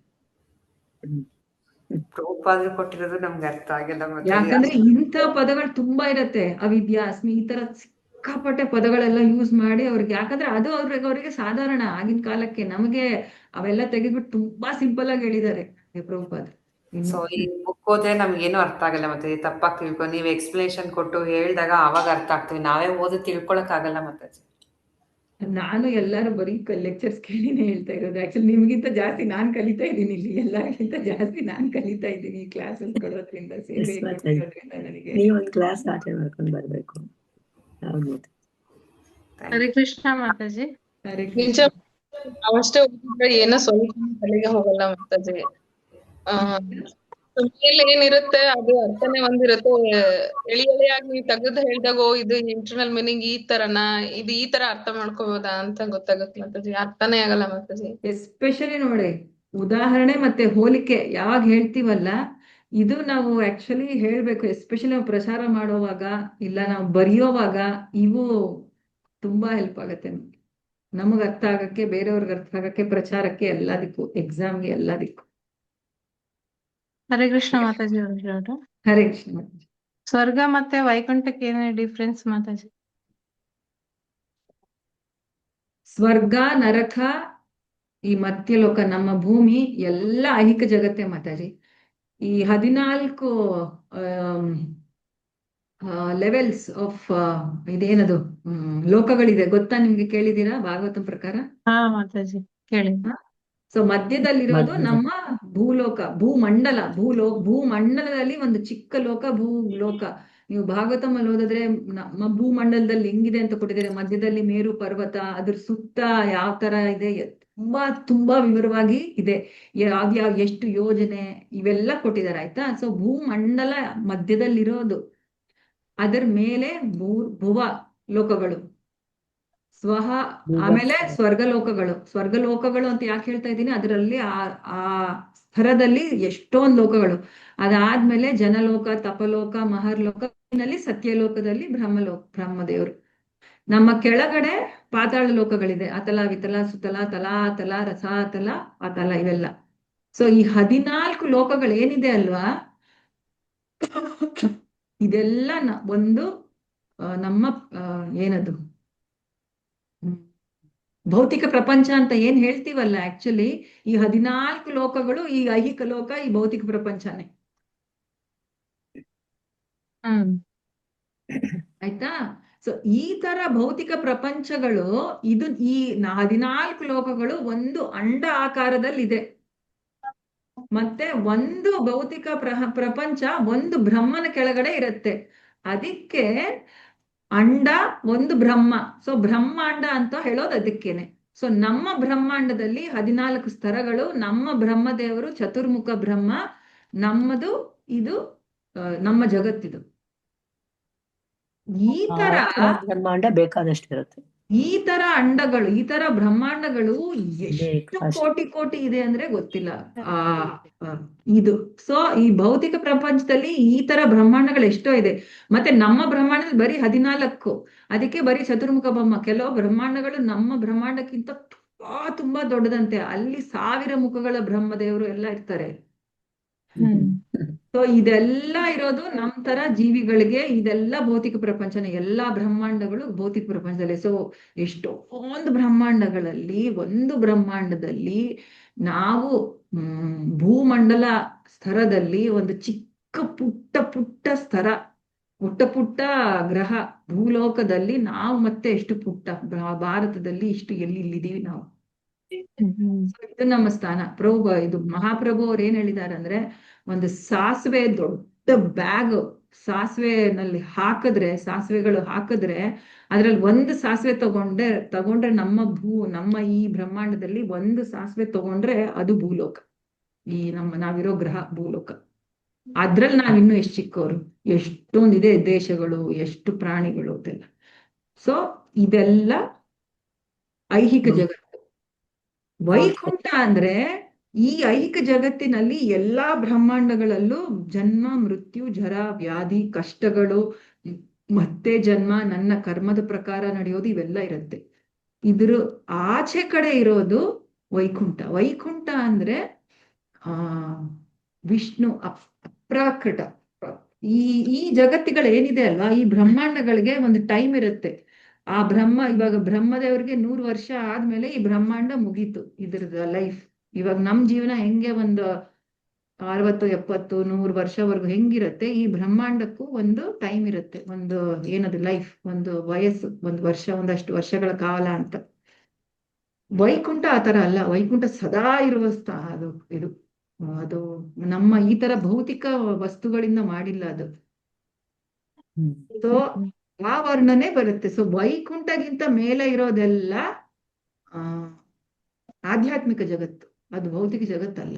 ಲೋಟಸ್ ಪೆಟಲ್ ತರ ಇದೆಯಾ ಅಂತಲ್ವಾ ಮಾತಾಜಿ? ಇಲ್ಲ, ಪೂರಾ ಆಧ್ಯಾತ್ಮಿಕ ಜಗತ್ತು ವೈಕುಂಠ ಏನಿದೆ ಅಲ್ವಾ, ಒಂದು ಕಮಲದ ಹೂವಿನ ಆಕಾರದಲ್ಲಿ ಇದೆ. ಆ ಕಮಲದ ಹೂವಿನ ಆಕಾರ ಮಧ್ಯದಲ್ಲಿ ಏನಿರತ್ತಲ್ವಾ, ಮಧ್ಯದಲ್ಲಿರೋದು ಗೋಲಕವೃಂದ. ಆ ವೈಕುಂಠ ವೈಕುಂಠ ಅಂದ್ರೆ ಒಂದಲ್ಲ ಅಲ್ಲಿರೋದು. ಆತರ ವೈಕುಂಠ ಜಾಸ್ತಿ ಇದೆ. ಇನ್ಫ್ಯಾಕ್ಟ್ ಈ ಭೌತಿಕ ಜಗತ್ತು ಏನ್ ನೋಡಿದ್ವಲ್ಲ, ಎಷ್ಟೋ ಕೋಟಿ ಕೋಟಿ ಬ್ರಹ್ಮಾಂಡಗಳು ಎಷ್ಟಿರತ್ತಲ್ವಾ, ಅದಕ್ಕಿಂತ 3 ಪಟ್ಟು ಈ ಭೌತಿಕ ಜಗತ್ತ ಒಂದು, ಅದು 3. ಏಕಾಂಶೇನ ಸ್ಥಿತೋ ಜಗತ್. ನಮ್ದು ಒಂದು ಅಂಶ ಇದ್ರೆ ಅವ್ರದ್ದು 3 ಅಂಶಗಳು. ವೈಕುಂಠ ತುಂಬಾ ದೊಡ್ಡದು. ಅಲ್ಲಿರೋ ಆ ಜೀವಿಗಳು ಇನ್ನೂ ಎಷ್ಟೋ ಜನ ಸೇವೆ ಮಾಡ್ತಿದ್ದಾರೆ ಇವಾಗ, ಎಷ್ಟೋ. ವೈಕುಂಠ ಇದು ಡಿಫ್ರೆನ್ಸ್ ಮಾತಾಜಿ, ವೈಕುಂಠಕ್ಕೆ ಮತ್ತೆ ಸ್ವರ್ಗಕ್ಕೆ. ಸೊ ಯಾವತ್ತು ಇಸ್ಕಾನ್ ಅಲ್ಲಿ ಪ್ರಭುಪಾದ ನಮ್ಗೆ ಸ್ವರ್ಗಕ್ಕೆ ಹೋಗಿ ಅಂತ ಹೇಳಲ್ಲ. ಯಾಕಂದ್ರೆ ಸ್ವರ್ಗಕ್ಕೆ ಹೋದ್ರೆ ಮತ್ತೆ ನಾವ್ ಇಲ್ಲೇ ಬರ್ತೀವಿ, ಮತ್ತೆ ಆ ಜೀವನ, ಜನ್ಮ, ಮೃತ್ಯು, ಜರಾವ್ಯಾಧಿ ಇರುತ್ತೆ. ಆಮೇಲೆ ಏನು ನಮಗೆ ಇದಾಗಲ್ಲ, ಅಂದ್ರೆ ಏನು ಅದು ನಮ್ಗೆ ಪರ್ಮನೆಂಟ್ ಅಲ್ಲ, ಸುಮ್ನೆ ಒಂದಷ್ಟು ದಿವಸ ಸುಖ ಅಷ್ಟೇ, ಮತ್ತೆ ಎಲ್ಲ ಅದೇ. ಆದ್ರೆ ವೈಕುಂಠಕ್ಕೆ ಹೋದ್ರೆ ಮಾತ್ರ ಮತ್ತೆ ತಿರುಗಿ ಬರಲ್ಲ ನಾವಿಲ್ಲಿ. ಓಕೆ ಮಾತಾಜಿ, ಅರ್ಥ ಆಯ್ತು. ಧನ್ಯವಾದ ಮಾತಾಜಿ. ಇನ್ನು ಎಷ್ಟೊಂದು ಸಾಧನೆ ಮಾಡ್ಬೇಕಲ್ಲ ಮಾತಾಜಿ. ಮಾತಾಜಿ ಗುರು ಪ್ರಭುಪಾದರ್ ಕಾಲಿಟ್ಕೋಬೇಕು. ಇವೆಲ್ಲ ಕೇಳ್ತಾ ಇದ್ರೆ ನಾವೇನು ಇಲ್ಲ ಅಂತ ಅರ್ಥ ಆಗಕ್ಕೆ ನಮ್ಗೆ. ಯಾರು ಹೇಳ್ತಾ ಇದ್ರು? ಸುವರ್ಣಗೌರಿ ಪ್ರಭು ಹೇಳ್ತಾ ಇದ್ರು, ಭಾಗವತಮ್ಮಲ್ಲಿ ಈ ಸೃಷ್ಟಿ ಬಗ್ಗೆ, ಈ ಬ್ರಹ್ಮಾಂಡ ಬಗ್ಗೆ ಯಾಕೆ ಕೊಟ್ಟಿದಾರಂದ್ರೆ, ನೀವು ಭಾಗವತಮಲ್ಲಿ 5ನೇ ಚಾಪ್ಟರ್ ಅಲ್ಲಿ 5ನೇ ಸ್ಕಂದದಲ್ಲಿ ಲಾಸ್ಟ್ ಒಂದು 7-8 ಅಧ್ಯಾಯಗಳಿದೆ. ಆ ಅಧ್ಯಾಯಗಳಲ್ಲಿ ಪೂರ್ತಿನಲ್ಲಿ 1 ಶ್ಲೋಕ ಕೂಡ ಅರ್ಥ ಆಗಲ್ಲ ಸುಮಾರು ಜನಕ್ಕೆ. 1 ಶ್ಲೋಕ ಅಂದ್ರೆ 1 ಶ್ಲೋಕ ಕೂಡ ಅರ್ಥ ಆಗಲ್ಲ. ಯಾಕೆ? ಎಲ್ಲ ಈ ಜಗತ್ತಿನ ಸ್ಟ್ರಕ್ಚರ್ ಇದೆ, ಒಳ್ಳೆ ಸೈನ್ಸ್ ವಿಜ್ಞಾನ ಇದ್ದಂಗಿದೆ ಅದು ಫುಲ್ಲು. ಎಷ್ಟು ಅಡಿ ಮೇರು ಪರ್ವತ ಸುತ್ತ ಏನಿದೆ, ಯಾವ ತರ ಪ್ರಪಂಚಗಳು, ಅದ್ ಹೆಂಗೆ ಎಕ್ಸ್ಪ್ಲೈನ್ ಮಾಡಿದ್ದಾರೆ ಅಂದ್ರೆ ಅದ್ರ ನಮಗೆ ಅರ್ಥನೇ ಆಗಲ್ಲ. ಯಾವ ಇದು ಅದ್ ಯಾಕೆ ಕೊಟ್ಟಿದ್ದಾರೆ ಅಂದ್ರೆ ನಮ್ಗೆ ಅರ್ಥ ಆಗ್ಬಾರ್ದು ಅಂತ ಕೊಟ್ಟಿದ್ದಾರೆ ಅಂತ ಸುವರ್ಣಗೌರಿ ಪ್ರಭು ಹೇಳಿದ್ರು ಒಂದ್ಸಲಿ ಕ್ಲಾಸಲ್ಲಿ. ಯಾಕಂದ್ರೆ ಇಲ್ಲಾಂದ್ರೆ ನನ್ಗೆಲ್ಲಾ ಗೊತ್ತು ಅನ್ನೋ ಒಂದು ಅಹಂಕಾರದಲ್ಲಿ ಇರ್ತೀನಿ, ನನ್ಗೆ ಪೂರ್ತಿ ಭಾಗವತಂ ಗೊತ್ತು ಅಂತ ಯಾರೋ ಹೇಳಕ್ ಆಗಲ್ಲ. ಅದಕ್ಕೋಸ್ಕರ ಸೃಷ್ಟಿ ಬಗ್ಗೆ ಅಷ್ಟು ಹಾಕಿರೋದಂತೇಳಿ. ಮೊದಲ ಕ್ಲಾಸ್ ಅಲ್ಲಿ ತಮಾಷೆ ಮಾಡ್ತಾ ಇರ್ತಾರೆ ಅವರು, ನೀವು ಗೋಲೋಕಕ್ಕೆ ಇನ್ನೂ ಸಾಧನೆ ಮಾಡ್ಬೇಕು, ವೈಕುಂಠವರೆಗೂ ಹೋಗ್ತೀರಾ ಅಷ್ಟೇ ಇವಾಗ ಸದ್ಯಕ್ಕೆ ಅಂತಾರೆ. ತಮಾಷೆ ಮಾಡ್ತಾ ಇರ್ತಾರೆ ಮಾತಾಜಿ.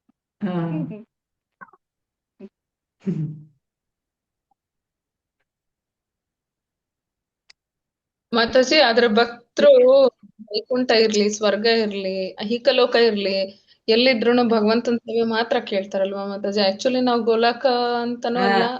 Correct correct. ಅದು ಇನ್ನು ಮುಂದೆ ಸರ ನಮಗೆ ಆಕ್ಚುಲಿ ಚೈತನ್ಯ ಮಹಾಪ್ರಭು ಅವ್ರು ಹೇಳಿದ್ದು, ಐನಂದ ತನುಜಾ ಕಿಂಕರಂ ಪದಿತಮ್ಮಾಂ ವಿಷಮೇ ಭವಾಮುದೋ ಕೃಪಯಾ ತವ ಪಾದ ಪಂಕಜ ಸ್ಥಿತ ಧೂಳಿ ಸದೃಶಮಿತ್ರ. ಅದಲ್ಲ, ನಧನಂ ನ ಜನಂ ನ ಸುಂದರೀಂ ಕವಿತಾಂವ ಜಗದೀಶ ಕಾಮಯೇ ಮಮ ಜನ್ಮನೀಶ್ವರೇ ಭವತಾದ್ಭಕ್ತಿರಹೈತುಕಿ.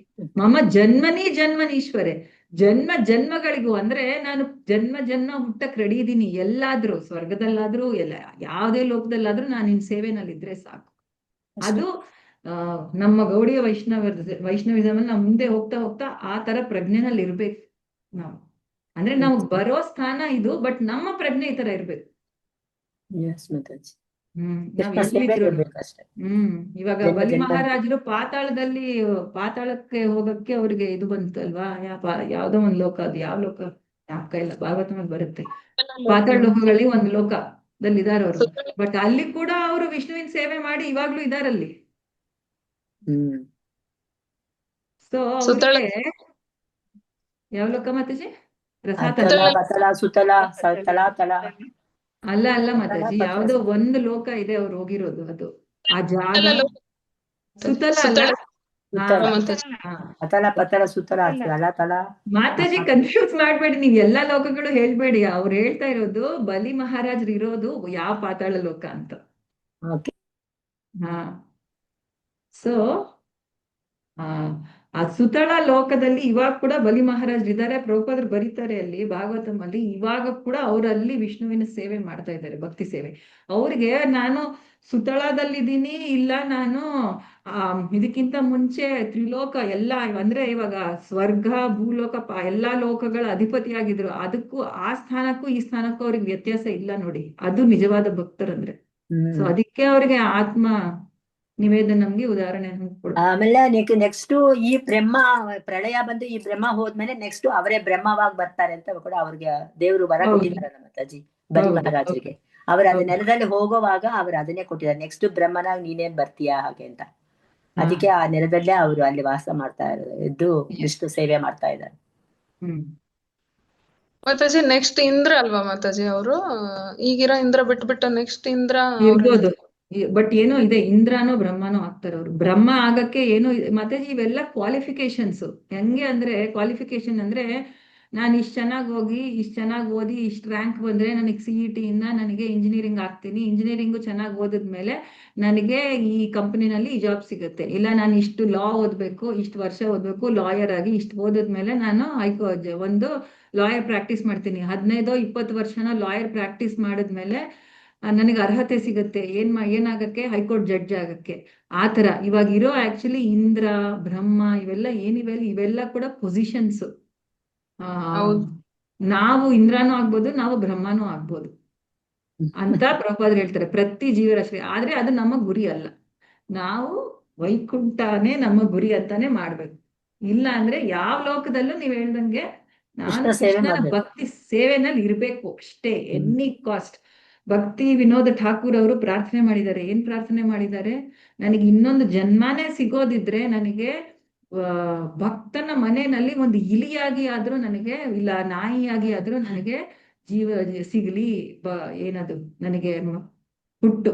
ಯಾಕಂದ್ರೆ ನನಗೆ ಅವರ ಮನೆಯಲ್ಲಿ ನನಗೆ ಅವ್ರು ಬಿಸಾಕೋ ಅನ್ನ ಬಿಸಾಕ್ತಾರಲ್ಲ, ಅದು ತಿಂದು ನಾನು ಬದುಕ್ತೀನಲ್ಲ ಅವ್ರ ಮನೆ ಸುತ್ತಮುತ್ತ, ಅದು ಪ್ರಸಾದ ಆಗಿರತ್ತೆ. ಸೊ ನನಗೆ ನಿನ್ನ ಪ್ರಸಾದ ಸಿಗ್ಲಿ, ಅದರಿಂದ ಆದ್ರೂ ಅಟ್ಲೀಸ್ಟ್ ನನಗೆ ಒಂದು ಕರುಣೆ ಸಿಗತ್ತೆ, ನಾನು ಮೇಲ್ ಬರ್ತೀನಿ. ಸೊ ಅದು ನಮ್ಮ ಗುರಿ.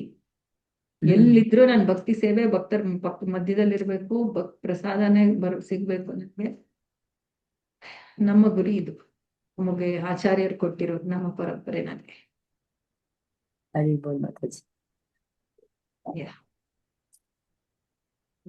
ಓಕೆ, ಸರಿ ಮಾತಾಜಿ, ಗುರುವಾರ ಸಿಗೋಣ. ಹರೇ ಕೃಷ್ಣ ಮಾತಾಜಿ. ಹರೇ ಕೃಷ್ಣ, ಧನ್ಯವಾದಗಳು ಮಾತಾಜಿ. ಹರೇ ಕೃಷ್ಣ ಮಾತಾಜಿ. ಮಾತಾಜಿ ಹರೇ ಕೃಷ್ಣ. ಹೇಳಿ ಮಾತಾಜಿ, ನನಗೆ ಸ್ವಲ್ಪ ತುಂಬಾ ಜ್ವರ ಬಂದ್ಬಿಟ್ಟಿತ್ತು ಮಾತಾಜಿ. ಜ್ವರ ಬಂದ್ಬಿಟ್ಟು ಓಕೆ ಮಾತಾಜಿ. ಹೇಳಿ.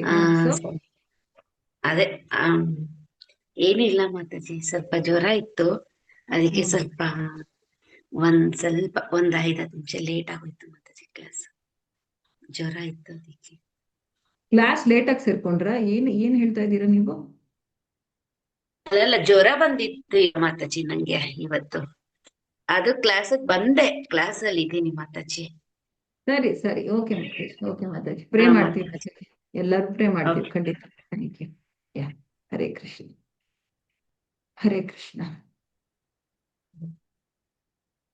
ಎಲ್ಲರೂ ಮಂಜುಳಾ ಮಾತಾಜಿಗೆ ಪ್ರೇ ಮಾಡೋಣ, ಆಮೇಲೆ ವಾಂಚಕಲ್ಪ ಹೇಳೋಣ. ಹರೇ ಕೃಷ್ಣ ಹರೇ ಕೃಷ್ಣ ಕೃಷ್ಣ ಕೃಷ್ಣ ಹರೇ ಹರೇ, ಹರೇ ರಾಮ ರಾಮ ರಾಮ ಹರೇ ಹರೇ. ವಾಂಚಾಕಲ್ಪತರುಭ್ಯಶ್ಚ ಕೃಪಾ ಸಿಂಧುಭ್ಯೈವ ಚ ಪತಿತಾನಾಂ ಪಾವನೇಭ್ಯೋ ವೈಷ್ಣವೇಭ್ಯೋ ನಮೋ ನಮಃ. ಅನಂತ ಕೋಟಿ ವೈಷ್ಣವ ವೃಂದ ಕಿ ಜೈ. ಆಚಾರ್ಯ ಶ್ರೀ ಹರಿದಾಸ್ ಠಾಕೂರ್ ಕಿ ಜೈ. ಜಗದ್ಗುರು ಶ್ರೀಲ ಪ್ರಭುಪಾದ್ ಕಿ ಜೈ. ನಿತ್ಯ ಗೌರ್ ಪ್ರೇಮಾನಂದ ಹರಿ ಹರಿ. ಥ್ಯಾಂಕ್ ಯು, ಧನ್ಯವಾದ. ಹರೇ ಕೃಷ್ಣ. ಧನ್ಯವಾದ. ಧನ್ಯವಾದಗಳು ಮಾತಾಜಿ. ಹರೇ ಕೃಷ್ಣ ಮಾತಾಜಿ, ಧನ್ಯವಾದಗಳು ಮಾತಾಜಿ.